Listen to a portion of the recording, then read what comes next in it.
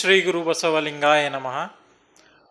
ಈ ಶೂನ್ಯ ಸಂಪಾದನೆ ಅನುಭವ ಮಾಲಿಕೆಯ ಕಾರ್ಯಕ್ರಮಕ್ಕೆ ಇಲ್ಲಿ ನೆರೆದಿರುವ ಹಾಗೂ ಆನ್ಲೈನ್ ಮೂಲಕ ವೀಕ್ಷಿಸುತ್ತಿರುವ ಎಲ್ಲ ಬಸವ ಭಕ್ತರಿಗೆ ಶರಣು ಶರಣಾರ್ಥಿಗಳು.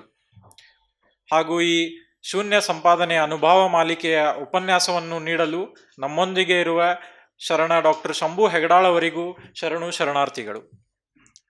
ಈ ಕಾರ್ಯಕ್ರಮವನ್ನು ನಾವು ವಚನ ಪ್ರಾರ್ಥನೆಯೊಂದಿಗೆ ಪ್ರಾರಂಭಿಸೋಣ. ವಚನ ಪ್ರಾರ್ಥನೆಯನ್ನು ನಡೆಸಿಕೊಡುವವರು ಶರಣ BK ಪೊಲೀಸ್ ಪಾಟೀಲ್ ಅವರು. ನೀರಿಗೆ ನೈದಿಲೆ ಶೃಂಗಾರ, ನೀರಿಗೆ ನೈದಿಲೆ ಶೃಂಗಾರ, ಸಮುದ್ರಕ್ಕೆ ತೆರೆ ಶೃಂಗಾರ, ಸಮುದ್ರಕ್ಕೆ ತೆರೆ ಶೃಂಗಾರ, ನೀರಿಗೆ ನೈದಿಲೆ ಶೃಂಗಾರ, ನೀರಿಗೆ ನೈದಿಲೆ ಶೃಂಗಾರ, ಸಮುದ್ರಕ್ಕೆ ತೆರೆ ಶೃಂಗಾರ, ನಾರಿಗೆ ಗುಣವೇ ಶೃಂಗಾರ, ನಾರಿಗೆ ಗುಣವೇ ಶೃಂಗಾರ, ಗಗನಕ್ಕೆ ಚಂದ್ರಮನೆ ಶೃಂಗಾರ, ಗಗನಕ್ಕೆ ಚಂದ್ರಮನೆ ಶೃಂಗಾರ, ನಮ್ಮ ಕೂಡಲ ಸಂಗನ ಶರಣರ, ನಮ್ಮ ಕೂಡಲ ಸಂಗನ ಶರಣರ, ನೊಸಲಿಗೆ ವಿಭೂತಿಯೇ ಶೃಂಗಾರ, ನೊಸಲಿಗೆ ವಿಭೂತಿಯೇ ಶೃಂಗಾರ, ನೀರಿಗೆ ನೈದಿಲೆ ಶೃಂಗಾರ, ಸಮುದ್ರಕ್ಕೆ ತೆರೆ ಶೃಂಗಾರ, ನಾರಿಗೆ ಗುಣವೇ ಶೃಂಗಾರ, ಗಗನಕ್ಕೆ ಚಂದ್ರಮನೆ ಶೃಂಗಾರ, ನಮ್ಮ ಕೂಡಲ ಸಂಗನ ಶರಣರ, ನೊಸಲಿಗೆ ವಿಭೂತಿಯೇ ಶೃಂಗಾರ, ನೊಸಲಿಗೆ ವಿಭೂತಿಯೇ ಶೃಂಗಾರ, ನೀರಿಗೆ ನೈದಿಲೆ ಶೃಂಗಾರ, ನೀರಿಗೆ ನೈದಿಲೆ ಶೃಂಗಾರ, ಸಮುದ್ರಕ್ಕೆ ತೆರೆ ಶೃಂಗಾರ, ಸಮುದ್ರಕ್ಕೆ ತೆರೆ ಶೃಂಗಾರ, ಶೃಂಗಾರ, ಶೃಂಗಾರ. ವಚನ ಪ್ರಾರ್ಥನೆಯನ್ನು ನಡೆಸಿಕೊಟ್ಟಿದ್ದಕ್ಕೆ ಶರಣಾರ್ಥಿಗಳು. ಶರಣರೇ, ಇವತ್ತು ಶೂನ್ಯ ಸಂಪಾದನೆ ಅನುಭವ ಮಾಲಿಕೆಯ 83ನೇ ಉಪನ್ಯಾಸ. ನಿಮಗೆಲ್ಲ ತಿಳಿದಿರುವಂತೆ 82ನೆಯ ಉಪನ್ಯಾಸದಲ್ಲಿ ಮರಳು ಶಂಕರ ದೇವರ ಸಂಪಾದನೆ ಪ್ರಾರಂಭವಾಯಿತು. ಇವತ್ತು 83ನೇ ಉಪನ್ಯಾಸದಲ್ಲಿ ಮರಳು ಶಂಕರ ದೇವರ ಸಂಪಾದನೆ ಮುಂದುವರಿಯುವುದು. ಈ ಉಪನ್ಯಾಸ ಕಾರ್ಯಕ್ರಮವನ್ನು ನಡೆಸಿಕೊಡಲು ಶರಣ ಡಾಕ್ಟರ್ ಶಂಭು ಹೆಗಡಾಳ್ ಅವರಿಗೆ ವಿನಂತಿಸಿಕೊಳ್ಳುತ್ತೇನೆ. ಕಾಯದೊಳು ಗುರುಲಿಂಗ ಜಂಗಮ ದಾಯತವನರಿಯಲ್ಕೆ, ಸುಲಭೋಪಾಯದಿಂದಿದರಿಟ್ಟು ಬಾಹ್ಯಸ್ಥಲಕ್ಕೆ ಕುರುಹಾಗಿ, ದಾಯದೋರಿ ಸಮಸ್ತ ಭಕ್ತನಿ ಕಾಯವನು ಪಾವನವು ಮಾಡಿದ ರಾಯಪೂರ್ವಾಚಾರ್ಯ ಸಂಗನ ಬಸವ ಶರಣಾರ್ಥಿ. ಪ್ರಾತಸ್ಮರಣೀಯರಾದಂಥ ಬಸವಾದಿ ಶಿವಶರಣರಲ್ಲಿ ಭಕ್ತಿಯಿಂದ ವಂದಿಸಿ, ಪ್ರಪಂಚದ ಎಲ್ಲ ದಾರ್ಶನಿಕರನ್ನು ನೆನೆದುಕೊಂಡು, ಬಸವ ಸಮಿತಿ ಹಾಗೂ ಬಸವ ಕೇಂದ್ರದ ಎಲ್ಲ ಪದಾಧಿಕಾರಿಗಳಲ್ಲಿ ಸದಸ್ಯರಲ್ಲಿ ಭಕ್ತಿಯ ಶರಣಾರ್ಥಿಗಳನ್ನು ಸಲ್ಲಿಸಿ, ಈ ಕಾರ್ಯಕ್ರಮವನ್ನು ಇಲ್ಲಿ ಬಂದು ವೀಕ್ಷಣೆ ಮಾಡ್ತಕ್ಕಂಥ ಎಲ್ಲ ಸಹೃದಯರಿಗೆ, ಆನ್ಲೈನ್ ಮೂಲಕ ವೀಕ್ಷಣೆ ಮಾಡ್ತಕ್ಕಂಥ ಶರಣ ತಂದೆ ತಾಯಿಗಳಿಗೆ ನನ್ನ ಅನಂತ ಶರಣು ಶರಣಾರ್ಥಿಗಳು. ಇಲ್ಲಿ ಕಳೆದ ವಾರ ಮಹಾಮನೆಯ ಅಂಗಳದಲ್ಲಿ 12 ವರ್ಷದಿಂದಲೂ ತನ್ನ ನಿಜ ನಿಲವ ಮರೆಸಿಕೊಂಡು ಗೌಪ್ಯವಾಗಿರುವ ಮರುಳಶಂಕರ ದೇವರ ನಿಲವನರಿಯಬೇಕೆಂದು ಅಲ್ಲಮಪ್ರಭುದೇವರು ಯಾವ ರೀತಿ ಹೇಳಿದ್ರು, ಲಾಸ್ಟ್ ವೀಕ್ ನಾನು ಆ ಒಂದು ವಚನವನ್ನು ಹೇಳಿ ಮುಗಿಸಿದ್ದೆ. ಬೀದಿಯಲ್ಲಿ ಬಿದ್ದ ಮಾಣಿಕ್ಯವಹು ಹೂಳಿರ್ದ ನಿಧಾನವ ನಾರಿಗೂ ಕಾಣಬಾರದು ನೋಡ. ಕಸ ಧೂಳು ತುಂಬಿದ ಬೀದಿಯೊಳಗೆ ಯಾವುದೋ ಒಂದು ಪ್ರಮಾದದಿಂದ ಅಮೂಲ್ಯವಾದ ಮಾಣಿಕ್ಯ ಬಿದ್ದಿತ್ತಂದ್ರೆ ಅದು ಮರವೆಯ ಮಾನವರ ಕಣ್ಣಿಗೆ ಕಾಣೋದೇ ಇಲ್ಲ ಅಂತ. ಹಾಗೆ ಅದನ್ನು ತುಳ್ಕೊಂತ ಮಾಡ್ಕೊಂತ ಅಡ್ಡಾಡ್ತಿರ್ತಾರೆ, ಗೊತ್ತಾಗೋದಿಲ್ಲ. ನೆಲದ ಮರೆಯಲ್ಲಿ ಅದಾವುದೋ ಕಾಲದಲ್ಲಿ ಹುದುಗಿಟ್ಟಂತಹ ನಿಧಾನ ಸಂಪತ್ತು ಅದು ಯಾರಿಗೂ ಕಣ್ಣಿಗೆ ಕಾಣ್ತೇ ಇರೋದಿಲ್ಲ. ಅದರಲ್ಲಿ ಬೆಳೆ ಬೆಳೀತಿರ್ತೇವೆ, ಮನೆ ಕಟ್ತಿರ್ತೇವೆ, ಮತ್ತೊಂದೇನೋ ಮಾಡ್ತಿರ್ತೇವೆ. ಕಡು ಬಡತನದಿಂದ ಆ ಭೂಮಿ ಗರ್ಭದಲ್ಲಿ ಸಂಪತ್ತಿದೆ, ಅಗಾಧ ಸಂಪತ್ತು. ಆ ನೆಲದ ಮೇಲೆ ಒಂದು ಗುಡಿಸ್ಲಾ ಕಟ್ಕೊಂಡು ಕಡು ಬಡತನದಲ್ಲಿ ಆತ ಬದುಕ್ತಿರ್ತಾನೆ. ಆತನ ವಾಸ ಮಾಡುವ ನೆಲದ ಕೆಳಗಡೆನೇ ಸಂಪತ್ತಿದ್ರು ಆತನಿಗೆ ಅರ್ಥ ಆಗ್ತಿರೋದಿಲ್ಲ. ಮರಣವುಳ್ಳವರಿಗೆ ಮರಜವಣಿ ಸಿಕ್ಕುವುದೇ. ಮರಣಾವಸ್ಥೆಯಲ್ಲಿರ್ತಕ್ಕಂಥ ವ್ಯಕ್ತಿಗೆ ಸಂಜೀವಿನಿ, ಬದುಕಿಸುವ ಸಂಜೀವಿನಿ, ಅದು ಯಾವುದು ಬಂದರೂ ಕೂಡ ಅದನ್ನು ತಡಿಲಿಕ್ಕೆ ಸಾಧ್ಯನೋ. ಮರಣವು ಖಚಿತವಾದ ಮೇಲೆ ಸಂಜೀವಿನಿ ಸಿಕ್ಕರೂ ಪ್ರಯೋಜನ ಆಗೋದಿಲ್ಲ. ಅಂಥವನಿಗೆ ಮರುಜೀವ ನೀಡುವಂಥ ಯಾವ ಸಂಜೀವಿನೂ ಸಿಗಲಿಕ್ಕಿಲ್ಲ ಅಂತ. ಪಾಪಿಯ ಕಣ್ಣಿಗೆ ಪರುಷ ಕಲ್ಲಾಗಿ ಇಪ್ಪಂತೆ. ಪರುಷ ಅದು ಕಲ್ಲಿನಂತೆ, ಸಾಮಾನ್ಯವಾದ ಕಲ್ಲಿನಂತೆ. ಈ ಸಾಮಾನ್ಯವಾದ ಲೌಕಿಕರಿಗೆ ನಮ್ಗೆ ಕಾಣೋದು ಅದು ಕಲ್ಲಿನ ರೀತಿಯಲ್ಲಿ ಕಾಣ್ತಿರ್ತದೆ. ಆದರೆ ಅದು ನೋಡಿದರೆ ವಾಸ್ತವದಲ್ಲಿ ನಿಜದಲ್ಲಿ ಅದು ಸಾಕ್ಷಾತ್ ಪರುಷಮಣಿ. ಪರುಷ ಇದ್ದರೂ ಕೂಡ ಅದು ನಮಗೆ ಪಾಷಾಣದಂತೆ ಕಾಣ್ತಿರ್ತದೆ, ಕಲ್ಲಿನಂತೆ ಕಾಣ್ತಿರ್ತದೆ. ನಮ್ಮ ಗುಹೇಶ್ವರನ ಶರಣ ಮರುಳಶಂಕರ ದೇವರು ನಿಲವ ನೋಡ ಸಂಗನ ಬಸವಣ್ಣ. ಆ ರೀತಿ ಇತ್ತಂತವ್ರ ನಿಲುವು.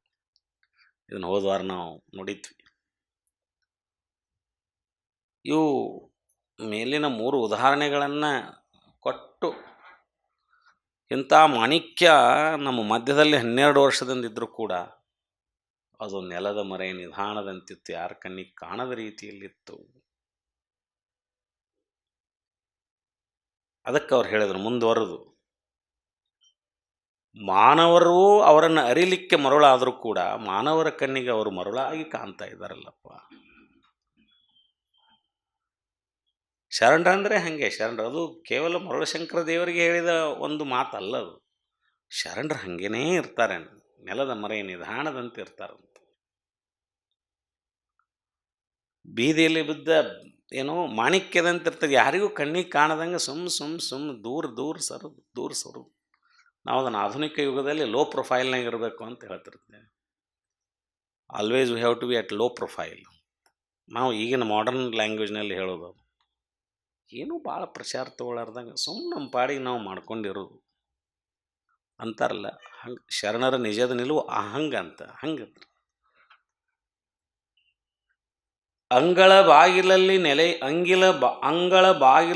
ನೆಲೆಯಲ್ಲಿ ನಿಂದಿದ್ದ ಲಿಂಗವನರಿಯದುದಿಲ್ಲವೇ ಸುಸಂಗಿ ನಿರಂಗ ನಿಖಲ ಬ್ರಹ್ಮ ಮರುಳಶಂಕರ ಲಿಂಗ. ಸಾಕ್ಷಾತ್ ನಿಷ್ಕಲ ಲಿಂಗ ಮರುಳಶಂಕರ ದೇವ. ಪ್ರಸಾದದ ಕುಳಿಯಲ್ಲಿ ನಿಜ ನಿವಾಸದಂಗವ ನೋಡು. ಗುಹೇಶ್ವರ ಲಿಂಗದಲ್ಲಿ ಬಸವಣ್ಣ, ಸಂಗನ ಬಸವಣ್ಣ. ಪ್ರಸಾದದ ಕುಳಿ ಅಂದ್ರೆ ಪ್ರಸಾದದ ಕುಂಡ ಅಂದರೆ ಅವರೇನು ಪ್ರಸಾದದ ಕುಂಡದೊಳಗನ ತಾವಿದ್ರನಲ್ಲ, ದಾಸೋದ ಮನೆ ಅನ್ನೋ ಅರ್ಥದಲ್ಲಿ ಇರೋಣ. ನಾವು ದಾಸೋದ ಮನೆಯಲ್ಲಿ ಯಾವುದೋ ಒಂದು ಸೇವಾ ಮಾಡಿಕೊಂಡು ಸುಮ್ಮನೆ ಅವ್ರ ಪಾಡಿಗೆ ಅವರು. ಎಷ್ಟು ಜನ ಇದ್ರಲ್ಲಿ ಕಲ್ಯಾಣದಲ್ಲಿ ಲಕ್ಷದ ಮೇಲೆ 96,000 ಗಣಗಳಿದ್ರಂತೆ. ಆ ಜನಜಂಗುಳಿಯ ಮಧ್ಯದಲ್ಲಿ ಎಲ್ಲೋ ಒಂದು ಕಡೆ ಅವ್ರ ದಾಸೋದ ಮನೆಯಲ್ಲಿ ಒಂದು ದಾಸೋದ ಸೇವೆಯನ್ನು ಮಾಡ್ತಿದ್ರು. ಯಾರಿಗೂ ಗೊತ್ತಾಗದ ರೀತಿಲಿ ತಮ್ಮನ್ನು ತಾವು ಯಾರಿಗೂ ಪರಿಚಯ ಮಾಡ್ಕೊಳ್ಳಾರ್ದಂಗೆ, ಅವರು ಯಾರಿಗೆ ಭೇಟಿಯಾಗಕ್ಕೆ ಹೋಗ್ದಂಗೆ ತಮ್ಮ ಸೇವೆ ಮಾಡಿ ಅನುಭವ ಮಂಟಪಕ್ಕೂ ಹೊಕ್ಕಿರಲಿಲ್ಲ ಅನ್ನಿಸ್ತತೆ ಅವ್ರು. ಇದನ್ನು ನೋಡಿದ್ರೆ ಮೋಸ್ಟ್ಲಿ ಈ ರೀತಿ ಊಹೆ ಮಾಡ್ಕೋಬಹುದು. ತಮ್ಮ ಸೇವೆಯಲ್ಲೇ ಸದಾ ಮಗ್ನರಾಗಿದ್ದಂಥ ಒಬ್ಬ ಶರಣ.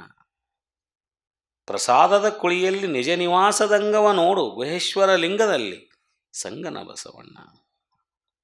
ಮಹಾಮನೆಯ ಅಂಗಳದ ಬಾಗಿಲಲ್ಲಿಯೇ ಅನೇಕ ವರ್ಷದಿಂದ ನೆಲೆ ನಿಂತಿರುವ ಸ್ವಯಲಿಂಗವಾಗಿದ್ದ ಅಂದರೆ ಸ್ವತಃ ನಿಖಲಲಿಂಗದ ಸ್ವರೂಪವೇ ಅದು ಮರುಳಶಂಕರ ದೇವರನ್ನ, ಆ ನಿಷ್ಕಲಲಿಂಗದ ಸ್ವರೂಪವಾಗಿರ್ತಕ್ಕಂಥ ಸ್ವಯಲಿಂಗವಾಗಿರ್ತಕ್ಕಂಥ ಮರುಳಶಂಕರ ದೇವರನ್ನ ನೀನು ಅರಿಯಲಿಲ್ಲವೇ ಅಂತ ಪ್ರಶ್ನೆ ಮಾಡ್ತಾರೆ ಬಸವಣ್ಣವರು. ಸುಸಂಗಿ ನಿರಂಗ ನಿಖಲ ಬ್ರಹ್ಮ ಮರುಳಶಂಕರಲಿಂಗ. ಲಿಂಗಾಂಗ ಸಂಗಿ, ಸುಸಂಗಿ ಅಂದ್ರೆ ಲಿಂಗಾಂಗ ಸಂಗಿ, ನಿರಂಗ ಅಂದ್ರೆ ಅಕಾಯವೆಂದರ್ಥ, ಕಾಯವಿದ್ದರೂ ಕಾಯವಿಲ್ಲದಂತಹ ಭಾವದಲ್ಲಿರೋದು ಅಕಾಯ. ಕುಳಿ ಎಂದರೆ ಆಳವೆಂದರ್ಥ. ಬಸವಣ್ಣ ಮರುಳಶಂಕರ ದೇವ ಲಿಂಗಾಂಗ ಸಂಗಿ, ಅಂಗಭಾವವಳಿದ ಅಕಾಯ ಅನುಪಮ ಎರವು ಆತಂದು. ಅಂಥ ಮರುಳಶಂಕರ ದೇವರನ್ನು ಪ್ರಸನ್ನ ಪ್ರಶಾಂತ ಪ್ರಸಾದದ ಆಳದಲ್ಲಿ ಪರಶಿವಲಿಂಗದಲ್ಲಿ ಪರವಶವಾಗಿ ನಿಜ ನಿವಾಸಿ ಆತ. ಪರಶಿವಲಿಂಗದಲ್ಲಿ ಪರವಶವಾಗಿ ಬಿಟ್ಟಂಥ ಒಬ್ಬ ನಿಜ ನಿವಾಸಿ ಆತ. ನಾವಿನ್ನೂ ಅಷ್ಟು ಲೌಕಿಕದೊಳಗೆ ಒಂದಿಷ್ಟು ಸಮಯವನ್ನು ಇದಕ್ಕೆ ಕೊಡ್ತೇವೆ, ಅದಕ್ಕೆ ಕೊಡ್ತೇವೆ, ಅದಕ್ಕೆ ಕೊಡ್ತೇವೆ, ಇದಕ್ಕೆ ಕೊಡ್ತೇವೆ. ಮರುಳಶಂಕರ ದೇವ್ರು ಹಂಗಲ್ಲ. ಅವರು ಸದಾ ಆ ಪರಶಿವನ ಪರವಶದಲ್ಲಿರ್ತಕ್ಕಂಥ ಸ್ಥಿತಿಯಲ್ಲಿರ್ತಕ್ಕಂಥ ನಿಜ ನಿವಾಸಿ ಅಂತ ಕಳಿಸ್ತಾರೆ. ನಿಜ ನಿವಾಸಿ. ಅಂತಹ ಅನುಪಮ ಶರಣರಾಗಿರ್ತಕ್ಕಂಥ ಮರುಳಶಂಕರ ದೇವರ ನಿಲವನ್ನು ಅದೆಷ್ಟು ಬಣ್ಣಿಸಿದರೂ ಅಲ್ಲಮ ಪ್ರಭು ದೇವರಿಗೆ ತೃಪ್ತಿಯೇ ಇಲ್ಲ. ಅಲ್ಲೆಲ್ಲ ಶರಣರು ನಿಂತಾರ. ಅವ್ರು ಜೈಕಾರ ಹಾಕ್ಕೊಂಡು ಅವ್ರನ್ನ ಕರ್ಕೊಂಡು ಹೋಗೋ ಸಂದರ್ಭದೊಳಗೆ ಗಪ್ಪನ ನಿಂತು ಇದನ್ನು ಶುರು ಮಾಡಿಬಿಟ್ರು. ಮರುಳಶಂಕರ ದೇವರ ಕುರಿತು ಹೇಳಲಿಕ್ಕೆ ಪ್ರಾರಂಭ ಮಾಡಿಬಿಟ್ರು. ಮುಂದುವರೆದು ಹೇಳ್ತಾರೆ ಅವರು, ಆದಿ ಅನಂಗವ ಮುಖಕ್ಕರ್ಪಿಸಿ. ಎಂತಾರು ಮರುಳಶಂಕರ ದೇವರಂದ್ರೆ ಹೇಳ್ತಾರೆ, ಆದಿ ಅನಂಗ ಮುಖಕ್ಕರ್ಪಿಸಿ, ಅನಾದಿಯ ಪ್ರಾಣ ಮುಖಕ್ಕರ್ಪಿಸಿ, ಮನವೆಂಬುದ ಅರಿವಿನ ಮುಖಕ್ಕರ್ಪಿಸಿ, ತಾನೆಂಬುದ ನಿರಾಕಾರದಲ್ಲಿ ನಿಲ್ಲಿಸಿ, ಪರಿಣಾಮ ಪ್ರಸಾದದಲ್ಲಿ ತದ್ಗತನಾಗಿ, ಪ್ರಸಾದವೇ ಪ್ರಾಣವಾಗಿ, ಪ್ರಸಾದವೇ ಪ್ರಾಣವಾಗಿ, ಪ್ರಸಾದವೇ ಕಾಯವಾಗಿ, ಪ್ರಸಾದವೇ ಜ್ಞಾನ, ಪ್ರಸಾದವೇ ಧ್ಯಾನ, ಪ್ರಸಾದವೇ ಲಿಂಗ ಭೋಗೋಪಭೋಗಿಯಾಗಿಪ್ಪ ನಮ್ಮ ಗುಹೇಶ್ವರ ಲಿಂಗದಲ್ಲಿ ನಿಜಪ್ರಸಾದಿ ಮರುಳಶಂಕರ ದೇವರ ನಿಲುವ ನೋಡ ಸಂಗನ ಬಸವಣ್ಣ. ಪ್ರಸಾದಿ ಸ್ಥಳದಲ್ಲಿರ್ತಕ್ಕಂಥ ಒಬ್ಬ ಶರಣನ ಇವತ್ತು ಜಗತ್ತಿಗೆ ಪರಿಚಯ ಮಾಡಿಸಿಕೊಡಕತ್ತಾರ. ನಿಜಪ್ರಸಾದಿ ಏನು ಹೇಳ್ತಾರವರು? ಆದಿ ಅನಂಗವ ಮುಖಕ್ಕರ್ಪಿಸಿ. ಆದಿ ಅಂದರೆ ಅದು ಮಹಾಲಿಂಗದ ಕುರಿತು, ಮಹಾಲಿಂಗದ ಸ್ವರೂಪ ಆದಿ. ಆದಿಸ್ಥಳ ಅಂತ ಕರಿತೇವೆ ನಾವು. ಆದಿಸ್ಥಳ ಅಂದ್ರೆ ಮಹಾಲಿಂಗ. ಇನ್ನೇನು ಅಂಗ ಲಿಂಗ ಎರಡಾಗೋ ಸಂದರ್ಭದಲ್ಲಿ ಇರ್ತಕ್ಕಂಥ ಸ್ಥಿತಿ ಅದು ಮಹಾಲಿಂಗದ ಸ್ಥಿತಿ. ಅದಕ್ಕಿಂತ ಪೂರ್ವದಲ್ಲಿದ್ದು ಅನಾದಿ ಸ್ಥಿತಿ. ಮಹಾಲಿಂಗವ ತಂದು ಆ ಲಿಂಗ ಮುಖಕ್ಕರ್ಪಿಸಿದರು. ಆ ನಿರವಯ ನಿಖಲ ಲಿಂಗವ ತಂದು ಅಂತರಂಗದ ಪ್ರಾಣದ ಮುಖಕ್ಕರ್ಪಿಸಿದರು. ಅನಾದಿ ಪ್ರಾಣ ಮುಖಕ್ಕರ್ಪಿಸಿದರು. ಮಹಾಲಿಂಗವನ್ನು ತಮ್ಮ ಅಂಗ ಮುಖಕ್ಕರ್ಪಿಸಿ ಮುಂದೆ ಹೇಳ್ತಾರೆ ಅವರು, ಅಂಗ ಪ್ರಾಣವೆಂಬೆರಡನ್ನೂ ಲಿಂಗಮಯಗೊಳಿಸಿದ ಮಹಾಂತರಾಗಿರ್ತಕ್ಕಂಥ ಮರುಳಶಂಕರ ದೇವರು ಇನ್ನ ಮನವೆಂಬುದು ಕೇವಲ ಸಂಕಲ್ಪ ವಿಕಲ್ಪಕ್ಕೊಳಗಾಗುವ ಮನವಾಗಿಲ್ಲ. ಅದು ಸಂಕಲ್ಪ ವಿಕಲ್ಪಕ್ಕೆ ಒಳಗಾಗ್ತಕ್ಕಂಥ ಮನ ಅಲ್ಲ, ಅದರಿಂದ ದೂರ ಇರ್ತಕ್ಕಂಥದ್ದು ಘನಮನವಾಗಿ ನಿಂತಹ ಸ್ಥಿತಿ ಮರುಳಶಂಕರ ದೇವರು. ಇಲ್ಲ ಅಂದರೆ ಎಷ್ಟೊತ್ತಾಗಲೇ ಅವರು ಇಷ್ಟೆಲ್ಲ ಇದ್ರೂ ತಾವು ಅಷ್ಟು ಒಂದು ದಿವಸ 2 ದಿವಸ 3 ದಿವಸ ಅವರು ಈ ರೀತಿ ಇರಬಹುದಿತ್ತು. ಸತತ 12 ವರ್ಷಗಳ ಕಾಲ ಈ ರೀತಿ ಕಲ್ಯಾಣದೊಳಗಿದ್ರು ಯಾರಿಗೂ ಗೊತ್ತಾಗದ ರೀತಿಯಲ್ಲಿ ಅದಾರ ಅಂತಂದ್ರೆ ಅವರ ಮನ ಅದು ಹರಿದಾಡತಕ್ಕಂಥ ಮನವನ್ನು ಹೆಂಗೆ ಗಟ್ಟಿಗೊಳಿಸಿ ಘನವಾಗಿರಿಸಿಕೊಂಡಿದ್ರು ಅನ್ನೋದನ್ನು ನೋಡ್ರಪ್ಪ ಅಂತಾರೆ. ಆ ಮನವ ನಿಜದಿರುವಿನ ಮುಖಕ್ಕರ್ಪಿಸಿ, ಆ ಮನಸ್ಸನ್ನೇ ನಿಜದ ಇರುವಿನ ಮುಖಕ್ಕರ್ಪಿಸಿ, ತಾನು ತೋರುವ ತನುವಲ್ಲ, ನಾನು ನೋಡ್ತಕ್ಕಂಥ ತನು ಅಲ್ಲ, ಈಗೇನು ಕಾಣಕತ್ತೀನಿ ಆ ತನು ಅಲ್ಲ, ತಾನು ತೋರುವ ತನು ಅಲ್ಲ, ತಾನೆಂಬುದೆಲ್ಲ ಅಳಿದು ನಿರಾಕಾರ ನಿಜವಸ್ತುವಿನ ನಿಲ್ಲಿಸಿದ ನಿಜ ಶರಣ. ಪರಶಿವನೇ ಪ್ರಸಾದವೆಂಬ, ಪ್ರಸಾದ ಯಾವುದು ಅಂದರೆ ಪರಶಿವನೇ ಪ್ರಸಾದವೆಂಬ ಪರಿಣಾಮದಲ್ಲಿ, ಪರಿಣಾಮ ಅಂದ್ರೆ ತೃಪ್ತಿ, ಪರಶಿವನೇ ಪ್ರಸಾದವೆಂಬ ತೃಪ್ತಿ ತಾನೊಂದಾಗಿ ಪರವಶನಾಗಿ ತತ್ಸ್ವರೂಪನಾಗಿದ್ದು ಜ್ಞಾನವಾಗಿ ಮಹಾಪ್ರಸಾದಿ ಮರುಳು ಶಂಕರ ದೇವರಿಗೆ ಪರಶಿವವೆಂಬ ಪ್ರಸಾದವೇ ಪ್ರಾಣವಾಗಿತ್ತು, ಪ್ರಸಾದವೇ ಜ್ಞಾನ ಆಗಿತ್ತು, ಪ್ರಸಾದವೇ ಧ್ಯಾನವಾಗಿದೆ. ಹೀಗಿದ್ದಾಗ ಪರಶಿವವೆಂಬ ಪರಮ ಪ್ರಸಾದವೇ ಲಿಂಗ ಭೋಗೋಪಭೋಗವಾಗಿ, ಅಂತಹ ಲಿಂಗ ಭೋಗೋಪಭೋಗಿ ಪರಮ ಪ್ರಸಾದಿ ಮರುಳು ಶಂಕರ ದೇವರು ನಿಜವಾದ ಶರಣರವರು. ಮಂದಿಗೆ ಆಶ್ಚರ್ಯ ಆಗತೈತಿ, ಯಾರ ಬಗ್ಗೆ ಹೇಳಕತ್ತಾರೆ ಇವರು ಅಂತ. ಈ ರೀತಿ ಅಲ್ಲಮ್ಮ ಪ್ರಭುದೇವರು ಒಮ್ಮಿಂದೊಮ್ಮೆಲೆ ಆ ಮರುಳು ಶಂಕರ ದೇವ್ರನ್ನ ಕಂಡು ಈ ರೀತಿ ಉದ್ಗಾರ ತೆಗಿತಕ್ಕಂಥದ್ದನ್ನು ನೋಡಿ, ಅದೆಂತಹ ಅನುಪಮವೆಂಬುದನ್ನು ನೋಡಿ ಬಸವಣ್ಣವ್ರಿಗೆ ಹೇಳಾಕ್ತಾರೆ. ನೋಡು ಸಂಗನ ಬಸವಣ್ಣ ಎಂಥರದಾರ ನಿನ್ನಲ್ಲಿ, ಎಂಥ ಶರಣರದಾರ ಅಂತ ಪರಿಚಯ ಮಾಡಿಸ್ಕೊಡುವಂಥ. ಇಂಥ ಸಂದರ್ಭದಲ್ಲಿ ಇದನ್ನೆಲ್ಲ ಕೇಳಿ ಸರ್ವಾಂಗವೆಲ್ಲವೂ ಪರಶಿವವೆಂಬ ಪ್ರಸಾದಮಯವಾದ ಕಾರಣ, ಆ ಪ್ರಸಾದವೆಂಬ ಲಿಂಗವೇ ತಾನುಂಡ ಲಿಂಗ ಭೋಗೋಪಭೋಗಿಯಾಗಿರುವ ಪರಮಪ್ರಸಾದಿ ಮರುಳಶಂಕರ ದೇವರು ಇಲ್ಲಿದಾರ ನೋಡಪ್ಪ ಅಂತ ಪರಿಚಯ ಮಾಡಿಸಿ ಕೊಟ್ಟು ಬಸವಣ್ಣವರಿಗೆ ಆ ಮಹಾಘನ ನಿಲುವನ್ನು ಮಹಾಗುರು ಬಸವಣ್ಣನವರಲ್ಲಿ ಪ್ರಭುದೇವರು ನಿರೂಪಿಸಿದಾಗ ಅದ ಒಂದು ಸಂದರ್ಭ ಅಂತ ತಿಳಿದು, ಅದೇ ಒಂದು ಒಳ್ಳೆಯ ಸಮಯ ಅಂತ ತಿಳ್ಕೊಂಡು ಮಹಾಮನೆಯ ಪ್ರಸಾದ ನಿಲಯದಿಂದ ಮರುಳು ಶಂಕರ ದೇವರು ಹೊರಗೆ ಬರೋಕ್ಕೆ ಪ್ರಯತ್ನ ಮಾಡ್ತಾರೆ. ಫಾರ್ ದ ಫಸ್ಟ್ ಟೈಮ್ ಅನ್ನೋ ರೀತಿಯಲ್ಲಿ ಪ್ರಸಾದ ಕೊಂಡದಿಂದ ಎದ್ದು ಬಂದರಂತ ಬರೀತಾರಲ್ಲ, ಅದರ ಅರ್ಥ ಆ ಮಹಾಮನೆಯ ಒಳಗಿಂದ ಸೇವಾ ನಿರತರಾಗಿರ್ತಕ್ಕಂಥವ್ರು ಪ್ರಭುದೇವ್ರನ್ನ ನೋಡ್ಕೊಂಡು ನಿಂತಿರ್ತಾರ. ಏನೋ ನೋಡ್ಬೇಕು ಅನ್ನಿಸ್ತಾ ಇವ್ರು ಹೊಂಟಿರ್ತಾರ. ಅವರು ದೂರ ನಿಂತು ಇವ್ರನ್ನ ನೋಡ್ಯಾರ, ಇವರು ಅವ್ರನ್ನ ನೋಡಿಬಿಟ್ರು ಕಣ್ಣಿಗೆ. ಅವಾಗ ಎಲ್ಲರೂ ನಿಂತು ಬಿಟ್ರು. ಇಷ್ಟೆಲ್ಲ ಅವ್ರ ಮಧ್ಯದಲ್ಲಿ ಚರ್ಚೆ ಆಗುವಾಗ ಮರುಳು ಶಂಕರ ದೇವರು ಇದೇ ಒಂದು ಸಂದರ್ಭ ಅಂತೇಳಿದ, ಇನ್ನು ನಾನು ಸುಮ್ಮಿದ್ರೆ ಸರಿ ಅನಿಸೋದಿಲ್ಲ ಅಂತೇಳಿದ ಅವ್ರ ಪ್ರವೇಶ ಆಕತಿ. ಭಾಳ ಮಹಾ ಆನಂದದಿಂದ ಹೊರಗೆ ಬರ್ತಾರಂತ. ಯಾರು?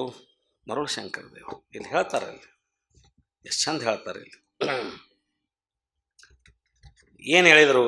ಹೀಗೆಂದು ಪ್ರಭುದೇವರು ಬಸವರಾಜ ದೇವರಿಗೆ ನಿರೂಪಿಸುತ್ತಿರಲು ಆ ಸಮಯದಲ್ಲಿ ಮರುಳು ಶಂಕರ ದೇವರು ಪ್ರಸಾದ ಕುಂಡದಿಂದ ನಲಿನಲಿದು, ಎಷ್ಟು ಚಂದ ಹೇಳ್ತಾರೆ ಶಬ್ದ ಪ್ರಯೋಗ ಹೆಂಗಿದೆ, ಪ್ರಸಾದ ಕುಂಡದಿಂದ ನಲಿನಲಿದು ಬಂದು ಪ್ರಭುದೇವರಿಗೆ ನಮಸ್ಕಾರ ಮಾಡಿದ ಪ್ರಸ್ತಾವದ ವಚನ.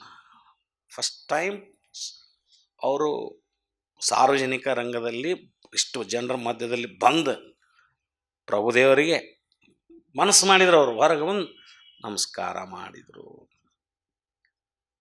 ಬಹುಶಃ ಕಲ್ಯಾಣದ ಪಟ್ಟಣದಲ್ಲಿ ಅವರು ಮಾತಾಡಿದ್ದು ಎಲ್ಲರ ಮಧ್ಯದಲ್ಲಿ ಇದ ಫಸ್ಟ್ ಟೈಮ್ ಅಂತ ಅನ್ನೋ ರೀತಿಯಲ್ಲಿ ಇದು ಪ್ರಸಂಗ. ಏನು ಹೇಳಿದರು ಅವರು? ಜಯ ಜಯತ್ರಾಹಿ, ಒಂದೇ ಶಬ್ದ ನೋಡೋರು. ಜಯ ಜಯತ್ರಾಹಿ, ಗರ್ಭದೊಳಗನ ಶಿಶು ನವಮಾಸವ ಹಾರಿಕೊಂಡಿರ್ದಂತೆ ಇರ್ದೆನಯ್ಯ.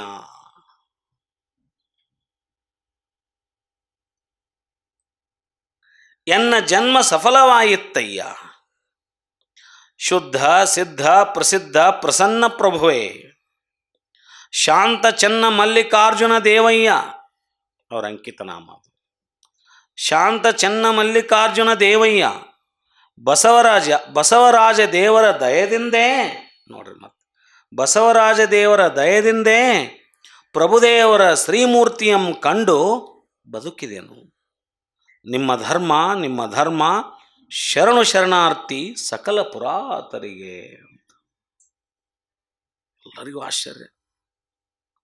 ಎಂದೂ ಯಾರ ಜೊತೆನೂ ಈ ರೀತಿಯಾಗಿ ಬಹಿರಂಗವಾಗಿ ಮಾತನಾಡದೇ ಇರತಕ್ಕಂಥವ್ರು ಇವತ್ತು ಮಹಾಮನೆಗೆ ಬಂದು, ಮಹಾಮನೆಯ ದ್ವಾರದಿಂದ ಹೊರಗಡೆ ಬಂದು, ಇಲ್ಲಿ ಎಲ್ಲ ಬಸವಣ್ಣವರ ಆದಿಯಾಗಿ ಎಲ್ಲ ಸಿದ್ದರಾಮ ಶಿವಿಗಳು, ಚನ್ನಬಸವಣ್ಣವರು ಎಲ್ಲ ಶರಣ ಮಧ್ಯದಲ್ಲಿ ಪ್ರಭುದೇವರು ಅವ್ರನ್ನ ಪರಿಚಯ ಮಾಡಿಸಿದಗಳನ್ನ ಅವ್ರ ಪ್ರವೇಶ ಆಯ್ತು.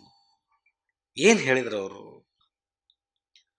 ತ್ರಾಹಿ ತ್ರಾಹಿ, ರಕ್ಷಿಸೋ ರಕ್ಷಿಸೋ ಅನ್ಕೊಂತ ಬಂದ್ರು ಅವ್ರು. ನನ್ನನ್ನು ರಕ್ಷಿಸಯ್ಯ, ತ್ರಾಹಿ ತ್ರಾಹಿ. ಪ್ರಭುದೇವರನ್ನು ಕಂಡೊಡನೆ ಅವರು ಜಯ ಜಯ ಪ್ರಭುಲಿಂಗವೇ, ಅವ್ರ ಜೈ ಘೋಷ, ಜೈಕಾರ. ಏನನ್ನು ರಕ್ಷಿಸು ಅಂತಕ್ಕಂಥ ಭಿನ್ನವಿಕೆಯಿಂದ ಭಿನ್ನಯಿಸುತ್ತಾ ಅವರ ಪಾದಕ್ಕೆ ನಮಸ್ಕರಿಸಿ ಹೇಳಿದ್ರ ಮುಂದೆ, ಗರ್ಭದೊಳಗನ ಶಿಶು ನವಮಾಸವ ಹಾರಿಕೊಂಡಿದ್ದಂತೆ ಇರ್ದಿನಯ್ಯ. ಇಲ್ಲಿವರೆಗೆ ತಾಯಿ ಗರ್ಭದೊಳಗಿನ ಶಿಶು ಹೊರಬರಲು ನವಮಾಸದವರೆಗೆ ಕಾಯುತ್ತಿರುವಂತೆ ನಿಮ್ಮ ಬರವ ಬಯಸಿ ಕಾಯುತ್ತಾ ಇದುವರೆಗೆ ಇದ್ದೆ ನಾನು. ಅಂದ್ರೆ ಮಹಾಮನೆ ಅನ್ನೋ ಒಳಗ ನಾನು ತಾಯಿ ಗರ್ಭದ ರೀತಿಯಲ್ಲಿ ಒಳಗೆ ಇದ್ದೆ ನಾನು. ನೀವು ಯಾವಾಗ ಬಂದಿರೋ, ನಾನು ನಿಮ್ಮನ್ನು ಯಾವಾಗ ನೋಡೇನೋ, ಯಾವಾಗ ಹೊರಗೆ ಬಂದೇನೋ ಅನ್ನೋ ಅರ್ಥದಲ್ಲಿ ನಾನು ನಿಮ್ಮನ್ನು ಕಾಯ್ತಾ ಇದ್ದೆ ಅಂತ. ಎನ್ನ ಜನ್ಮ ಸಫಲವಾಯಿತಯ್ಯ. ಇವತ್ತು ನೀವು ಬಂದುಬಿಟ್ರಿ. ಬಂದು ನಿಮ್ಮನ್ನು ನೋಡಿದೆ ನಾನು, ನಿಮ್ಮ ದರ್ಶನ ಆಯಿತು ನನಗೆ. ಇವತ್ತು ನನ್ನ ಜನ್ಮ ಸಾರ್ಥಕ ಆಯಿತು, ಇವತ್ತು ನನ್ನ ಜನ್ಮ ಸಫಲವಾಯಿತು ಅನ್ನೋ ಒಂದು ಸಂತೃಪ್ತಿಯ ಭಾವದ ನುಡಿಯಲ್ಲಿ ನುಡಿತಾರೆ. ಶುದ್ಧ ಸಿದ್ಧ ಪ್ರಸಿದ್ಧ ಪ್ರಸನ್ನ ಪ್ರಭುವೇ, ಪ್ರಭುದೇವರ ಬಗ್ಗೆ ಹೇಳ್ತಾರೆ ಅವರು. ತನು ಶುದ್ಧವಾದದ್ದೇ ಶುದ್ಧ ಪ್ರಸಾದ, ಮನಶುದ್ಧವಾದುದೇ ಸಿದ್ಧ ಪ್ರಸಾದ, ಭಾವಸಿದ್ಧವಾದುದೇ ಪ್ರಸಿದ್ಧ ಪ್ರಸಾದ. ತನು ಮನ ಶುದ್ಧವಾಗಿದ್ದಕ್ಕನೇ ನಾವೇನಂತ ಕರೆದ್ವಿ? ಶುದ್ಧ ಸಿದ್ಧ ಪ್ರಸಿದ್ಧ ಪ್ರಸಾದದ ಸ್ಥಿತಿ ಅಂತ ಕರೆದ್ವಿ. ಇಂತೀ ತ್ರಿವಿಧ ತನು ಶುದ್ಧವಾದುದೇ ಪ್ರಸನ್ನತೆ. ಯಾವುದು ಪ್ರಸನ್ನತೆಯಪ್ಪ ಅಂತ ಕೇಳಿದ್ರೆ, ಇವು ತನುಮನ ಭಾವಗಳು ಶುದ್ಧವಾಗಿದ್ದು ಅಂದ್ರೆ ಅದೇ ನಿಜವಾದ ಪ್ರಸನ್ನತೆ. ಆ ಪ್ರಸನ್ನತೆ ಪ್ರಶಾಂತದಿರುವಿನ ಪರಶಿವದಿರವು. ಅಂತಹ ಪರಶಿವರೂಪಿಯಾದ ಪ್ರಭುವೇ ನನಗೆ ನನ್ನ ಶರಣಾರ್ಥಿ ಅಂತ ಅವರು ಎಷ್ಟು ಖುಷಿಯಿಂದ ಹೇಳಾಕತ್ತಾರ ಅಂದ್ರೆ ಅಷ್ಟು ಖುಷಿಯಿಂದ ಹೇಳಾಕ. ಬಸವರಾಜ ದೇವರ ದಯದಿಂದ, ಅಲ್ಲೇ ಬಾಜುಕಿದ್ರು ಬಸವಣ್ಣವರು, ಬಸವರಾಜ ದೇವರ ದಯದಿಂದ ಪ್ರಭುದೇವರ ಶ್ರೀಮೂರ್ತಿಯಂ ಕಂಡು ಬದುಕಿದೆನು. ಮಹಾಗುರು ಬಸವಣ್ಣವರಿಂದ ಇದೆಲ್ಲ ನಮಗೆ ಸಾಧ್ಯ ಆಗೈತಿ. ನಿಮ್ಗಿಲ್ಲ ನಿಮ್ಮ ದರ್ಶನ ಹಾಕಿತ್ತು ನನಗೆ ಅಂತ. ಅವರ ಕಾರಣದಿಂದ ನಿಮ್ಮ ದರ್ಶನ ಆಯ್ತು ನೋಡ್ರಿ. ಅಂತ ಬಸವರಾಜ ದೇವರು ಇಲ್ಲಿದ್ದು ಅವ್ರ ಸಂಬಂಧ ನೀವು ಇಲ್ಲಿ ಬಂದ್ರಿ ಕಲ್ಯಾಣಕ್ಕೆ. ಅವ್ರ ಸಲುವಾಗಿ ನೀವು ಬಂದಿದ್ದಕ್ಕೆ ನಿಮ್ಮ ದರ್ಶನ ನನಗಾತು. ಅದಕ್ಕೆ ಇದಕ್ಕೆಲ್ಲ ಕಾರಣೀಭೂತರು ಯಾರು? ಯಾರ ಕರುಣೆ ನಮಗೆಲ್ಲ? ನಿಮ್ಮಂಥವ್ರ ದರ್ಶನ ಆಗಾಕತೈತಿ ನಮಗಂದ್ರೆ ಯಾರ ಕರುಣೆ ಅಂದ್ರೆ ಇಲ್ಲದಾರಲ್ಲ ಬಸವರಾಜ ದೇವರು, ಇವರ ಕರುಣೆ. ಅಂದ್ರೆ ಅವರಲ್ಲಿನೂ ತಮ್ಮ ಋಣಸಂದಾಯದ ಮಾತುಗಳನ್ನು ಅಲ್ಲಿ ಹೇಳಾಕತ್ತಾರ. ಅವ್ರನ್ನ ಬಿಟ್ಟು ಕೊಡಂಗಿಲ್ಲಲ್ಲ. ಅವರ ದಯದಿಂದ ನಾವು ನಿಮ್ಮನ್ನು ಕಂಡ್ವಿ ಅಂತಕ್ಕಂಥದ್ದು.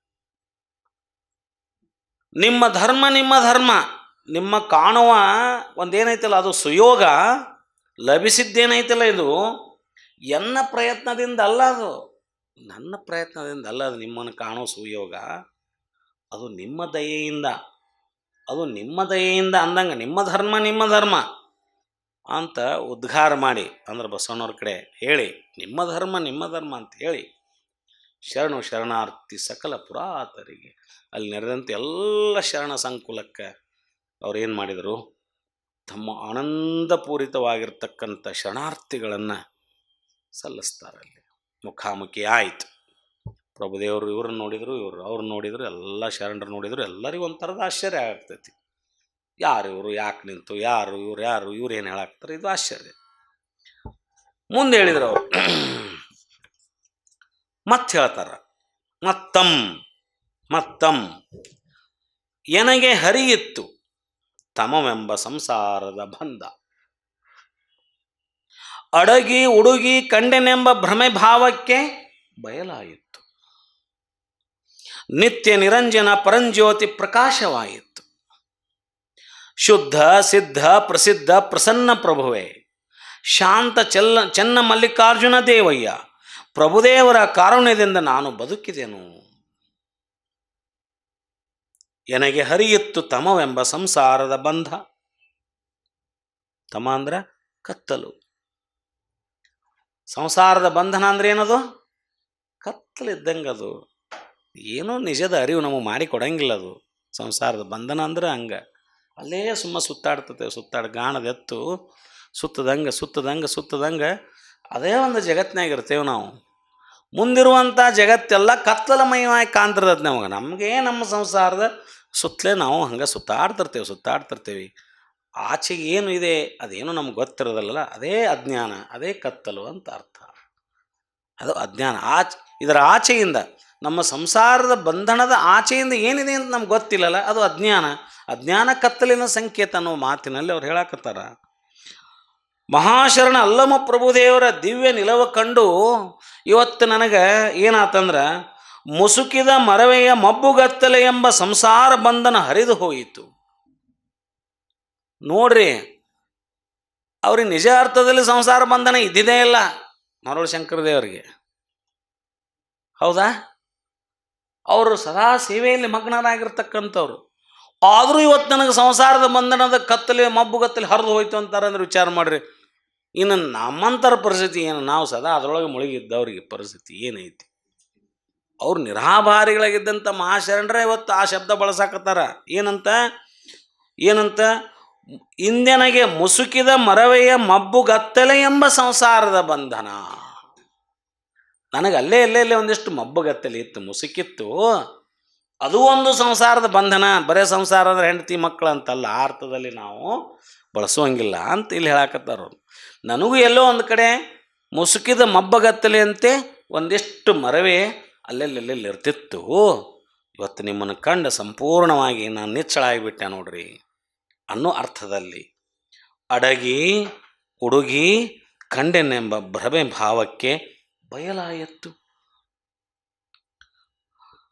ಪರಶಿವನನ್ನು ಕಾಣಲು ಯಾರ್ದೋ ಆಶ್ರಯ ಪಡೆದು, ಅಡಗಿ ಅಂದ್ರೆ ಆಶ್ರಯ ಪಡೆ ಅಂದ, ಯಾರ್ದೋ ಆಶ್ರಯ ಪಡೆದು ಅಥವಾ ಯಾವುದೋ ಗೌಪ್ಯವಾದ ಸ್ಥಳದಲ್ಲಿ ಸಂಕೋಚ ಸ್ಥಿತಿಯಲ್ಲಿ ಇದ್ದುಕೊಂಡೆ ಅಂದ್ರೆ ಉಡುಗಿ. ಯಾರಿಗೂ ಕಾಣದಂಗೆ ಸುಮ್ಮನೆ ಎಲ್ಲೋ ಇದ್ದೆ. ಇವೆರಡು ಹೌದಾ? ಯಾರ್ದೋ ಆಶ್ರಯ ಪಡೋದು, ಎಲ್ಲೋ ಯಾರಿಗೂ ಕಾಣದಂಗೆ ಒಂದು ಮೂಲ. ಅಡಗಿ ಉಡುಗಿ ಕಂಡೆನೆಂಬ ಭ್ರಮೆ ಭಾವಕ್ಕೆ ಬಯಲಾಯಿತು. ಇಲ್ಲೇ ಇದ್ದುಕೊಂಡು ಗೌಪ್ಯವಾದ ಸ್ಥಳದಲ್ಲಿ ಇದ್ದುಕೊಂಡು, ಸಂಕೋಚ ಭಾವದಿಂದ ಇದ್ದುಕೊಂಡು, ಸ್ಥಿತಿಯಲ್ಲಿ ಇದ್ದುಕೊಂಡು ನಾನು ಆ ಪರಶಿವನನ್ನು ಕಾಣಬೇಕಂತಕ್ಕಂಥ ಭಾವದ ಭ್ರಮೆ ಇತ್ತಲ್ಲ, ಯಾರಿಗೂ ಕಾಣದಂಗೆ ಸುಮ್ಮನೆ ಒಳಗಿದ್ದು ಬಿಡ್ಬೇಕನ್ನೋ ಭಾವದ ಭ್ರಮೆ ಇತ್ತಲ್ಲ, ಇವತ್ತದು ಬಯಲಾಯ್ತು ಅಂದಾಗ ನಾವು ಹೊರಗೆ ಬಂದೇನೆ ಎಲ್ಲರ ಹತ್ರ. ನನ್ನಷ್ಟಕ್ಕೆ ನಾನು ಅನ್ಕೊಂಡಿದ್ದೆ, ಎಲ್ಲಿ ಮಂದಿಯಾಗಿರೋದು ಬಿಡು, ಏನು ಮಾಡೋದು ಬಿಡು, ಅದ್ರಾಗೆ ನಮ್ಮ ಪಾಡಿಗೆ ನಾವು ಇದ್ರೆ ಆತು ಬಿಡು ಅನ್ನೋ ಭ್ರಮೆಯೊಳಗೆ ಇದ್ದೆ ನಾನು. ಇಲ್ಲೊಂದಿಷ್ಟು ಸಕಲ ಶರಣ ಸಂಕುಲದ ಮಧ್ಯದಲ್ಲಿ ಇದ್ದುಕೊಂಡು ನಾನು ಆ ಪರಶಿವನನ್ನು ಕಾಣಬಹುದು ಅನ್ನುವಂಥ ಜ್ಞಾನ ನನಗೆ ನಿಮ್ಮನ್ನು ಕಂಡು ಆತು ಅಂತ ಹೇಳಕತ್ತಾರ ಅವರು. ನೋಡ್ರಿ, ಅರಿವಿನ ತೃಪ್ತಿಗೆ ಅನುಭಾವವೇ ಆಶ್ರಯ. ಅರಿವಿನ ತೃಪ್ತಿಗೆ ಅನುಭಾವವೇ ಆಶ್ರಯ. ಎಷ್ಟು ಚಂದ ಹೇಳ್ತಾರೆ ನಾವು. ಲಿಂಗಾನುಭಾವದಿಂದ ನಿಮ್ಮ ಕಣ್ಣನ್ನ ಮರೆದನಾಗಿ ಕೂಡಲ ಸಂಗಮ ದೇವ ಅಂತ. ಎರಡೇ ಸಾಲ, ಅತೀ ಚಿಕ್ಕದಾದ ವಚನ ಇದು. ಬಸವಣ್ಣವರು ಬರೆದಂಥ ಎರಡೇ ಸಾಲಿನ ವಚನ ಇದು. ಅರಿವಿನ ತೃಪ್ತಿಗೆ ಅನುಭಾವವೇ ಆಶ್ರಯ. ಲಿಂಗಾನುಭಾವದಿಂದ ನಿಮ್ಮ ಕಣ್ಣನ್ನ ಮರೆದನಾಗಿ, ನೋಡ್ರಿ, ನಿಮ್ಮ ಕಣ್ಣನ್ನ ಮರೆದನಾಗಿ ಲಿಂಗಾನುಭಾವದಿಂದ ಲಿಂಗಾನುಭಾವದಿಂದ ನಿಮ್ಮನ್ನು ಕಂಡೆ ನಾನು, ನಿಮ್ಮನ್ನು ಕಂಡದ ಪರಿಣಾಮವಾಗಿ ನನ್ನನ್ನು ನಾನು ಮರೆತು ಬಿಟ್ಟೆ. ಲಿಂಗಾನುಭಾವದಿಂದ ನಿಮ್ಮ ಕಂಡೆನ್ನ ಮರೆದೆನಾಗಿ ಕೂಡಲ ಸಂಗಮ ದೇವ. ಅದು ಪರವಶದ ಸ್ಥಿತಿ ಅಂತಕ್ಕಂಥದ್ದು. ಇಲ್ಲಿ ಅಡಗಿ ಉಡುಗಿ ಕಂಡನೆಂಬ ಭ್ರಮೆ ಭಾವಕ್ಕೆ ಬಯಲಾಯಿತು. ಇವತ್ತು ನಾ ಇನ್ನೆಂಗೆ ಹಿಂಗೆಲ್ಲರಂಗೆ ಅಂದ್ರೆ ನಾನು ಇನ್ನು ಅನುಭವ ಮಂಟಪ ಬರ್ತೇನೆ ಅನ್ನೋ ಅರ್ಥದ ಸ್ವಚ್ಛವಾಗಿ ಹೇಳ್ದಂಗೆ ಆತೀಗ ಅದು. ಅವರೇ ಹೇಳ್ದಂಗೆ ನಾನು ಸಂಕೋಚ ಭಾವದೊಳಗಿದ್ದೆ, ಎಲ್ಲೋ ಎಲ್ಲೋ ಯಾರಿಗೂ ಕಾಡದಂಗೆ ಗೊತ್ತಾಗದಂಗೆ ಸುಮ್ಮನೆ ನನ್ನ ಪಾಡಿಗೆ ನಾ ಇದ್ದೆ ಅಂತ ಹೇಳ್ಕೊಂಡಾರಲ್ಲ, ಇನ್ನು ನಾ ಅದನ್ನು ಮಾಡಂಗಿಲ್ಲ ಅನ್ನೋ ಅರ್ಥದೊಳಗೆ ಹೇಳಕತ್ತಾರ ಅಂತವ್ರಲ್ಲಿ. ನಿತ್ಯ ನಿರಂಜನ ಪರಂಜ್ಯೋತಿ ಪ್ರಕಾಶವಾಗಿತ್ತು. ನಾಶವಿಲ್ಲದಂಥ ಶಾಶ್ವತವಾಗಿರ್ತಕ್ಕಂಥ ನಿತ್ಯ ಸತ್ಯವಾಗಿರ್ತಕ್ಕಂಥ ಎನ್ನ ಇರವು ಏನೈತಲ್ಲ, ಇವತ್ತು ನನ್ನ ಸ್ಥಿತಿ ಒಳಗಿನ ಇರವು ಏನೈತಲ್ಲ, ನಿಜದ ಇರವು ಏನೈತಲ್ಲ, ಅರಿವು ಏನೈತಲ್ಲ, ಆ ಚೈತನ್ಯ ಏನೈತಲ್ಲ, ಅದು ಎಂದೆಂದೂ ಅಳಿವಿಲ್ಲದ ನಿಜ ಸತ್ಯವಾದದ್ದು, ಯಾವ ದೋಷವಿಲ್ಲದ ಪರಿಶುದ್ಧವಾದುದು. ಅದು ಪರಶಿವ ಸ್ವರೂಪಿಯಂತೆ ಸ್ವಯಂ ಪ್ರಭೆಯುಳ್ಳಾಗಿದ್ದು. ನೋಡ್ರಿ, ಇವತ್ತು ನನಗೆ ಅರ್ಥ ಆಗ್ತದ ಒಳಗಿನ ಚೈತನ್ಯ ಇದು ಎಂಥದ್ದು ಅನ್ನೋದನ್ನು. ದೋಷವಿಲ್ಲದ ಪರಿಶುದ್ಧವಾದ ಪರಶಿವ ಸ್ವರೂಪಿಯಂತೆ ಸ್ವಯಂ ಭ್ರಮೆಯುಳ್ಳದ್ದಾಗಿ, ಸ್ವಯಂ ಪ್ರಭೆಯುಳ್ಳದ್ದಾಗಿ ಬೆಳಗಿತು ಇವತ್ತ. ನಿತ್ಯ ನಿರಂಜನ ಪರಂಜ್ಯೋತಿ ಇವತ್ತು ಆ ಬೆಳಕು ಹೊತ್ಕೊಂಡು ತೊಳಗೆ ನನಗೆ ಅರಿವಿನ ಬೆಳಕು ಹೊತ್ಕೊಂತ ಇವತ್ತು ನನಗೆ ಆ ಬೆಳಕು ಪ್ರಕಾಶಮಾನವಾಯಿತು. ಪ್ರಶಾಂತವಾದ ಪರಶಿವನ ಶುದ್ಧ ಪ್ರಸಾದ, ಸಿದ್ಧಪ್ರಸಾದ, ಪ್ರಸಿದ್ಧ ಪ್ರಸಾದ ಸ್ವರೂಪಿಯಾಗಿ ಪ್ರಸನ್ನತೆಯುಳ್ಳ ಪರಶಿವ ಪ್ರಭುವೇ, ಇಂತಹ ಪ್ರಭುದೇವ ಶರಣರ ದಯದಿಂದ ನಾನು ಭವದಲ್ಲಿ ವಿನಾಶವಾಗದೆ ಶಾಶ್ವತ ಶಿವಸ್ವರೂಪಿಯಾಗಿ ಅಮರನಾದೆನೆಂದು ನಾನು ಇವತ್ತು ಅಮರನಾದೆ.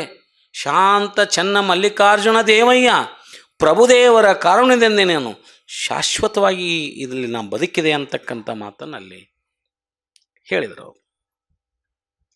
ಈ ರೀತಿ ಮರುಳು ಶಂಕರದೇವರು 2 ವಚನಗಳ ಮೂಲಕ ಅವರಿಗಾದ ಅನುಭವವನ್ನು, ಪ್ರಭುದೇವರನ್ನ ಕಂಡು ಆದಂಥ ಅನುಭವವನ್ನು ಅವರು ಹೇಳಿದಾಗ, ಇಂತೂ ಮರುಳು ಶಂಕರ ದೇವರು ಸ್ತುತಿಸುತ್ತಿರಲು, ಪ್ರಭುದೇವರನ್ನ ಬಸವಣ್ಣವ್ರನ್ನ ಸ್ತುತಿ ಮಾಡುತ್ತ ಸಂದರ್ಭದಲ್ಲಿ ಅದಕ್ಕೆ ಪ್ರಭುದೇವರು ಆ ಮರುಳ ಶಂಕರ ದೇವರ ನಿಲವ ಬಸವರಾಜ ದೇವರಿಗೆ ನಿರೂಪಿಸಿದ ಪ್ರಸ್ತಾವದ ವಚನ.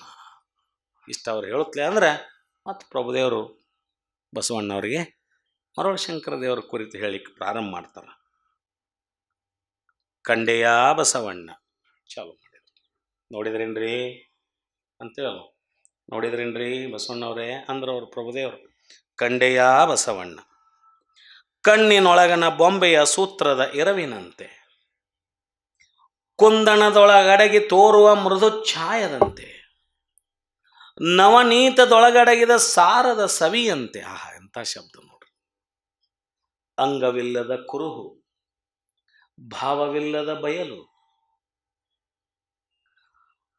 ಬೆಳಗನರಿಯದ ಜ್ಯೋತಿಯ ಕಂಡೆಯ, ಬೆಳಗನರಿಯದ ಜ್ಯೋತಿಯ ಕಂಡೆಯ.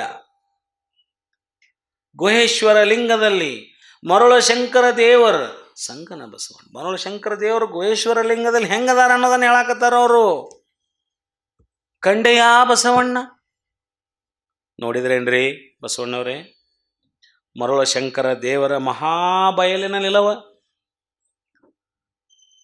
ಕಣ್ಣೊಳಗಿನ ಬೊಂಬೆಯ ಸೂತ್ರದ ಎರವಿನಂತೆ. ಆ ನಿಲುವು ಹೆಂಗೈತ್ರಿಪ್ಪ? ಒಳಗಿರುವ ಗೊಂಬೆ ಹೆಂಗೆ ತೋರ್ತದ, ಅದರ ಸೂತ್ರ ಅದೆಲ್ಲಿಯೂ ಮೆದುಳಿನಲ್ಲಿ ಅವ್ಯಕ್ತವಾಗಿ ಅಡಗಿರ್ತದೆ. ಅದು ಕಾಣುವ ಗೊಂಬೆ ಕಣ್ಣಿನೊಳಗೆ ಅದರ ಸೂತ್ರ ಎಲ್ಲ ಮೆದುಳಿನೊಳಗೆ ಇರ್ತೈತೆ. ಅದು ಗೊತ್ತಾಗಂಗಿಲ್ಲ ನಮಗೆ. ಅದು ಯಾವ ಶಕ್ತಿಯಿಂದ ಆ ರೂಪವನ್ನು ನೋಡ್ತದ, ಕಾಣ್ತದ, ಇಟ್ಕೊಂತದ ಅನ್ನೋದು ಒಳಗೆ ಕಾಣದ ಅವ್ಯಕ್ತವಾಗಿ ಐತಲ್ಲ. ಅದರಂತೆ ಮರುಳ ಶಂಕರ ದೇವರ ನಿಲುವು ಅತೀ ಗೌಪ್ಯವಾಗದದ್ದು, ಯಾರಿಗೂ ಕಾಣಂಗಿಲ್ಲ.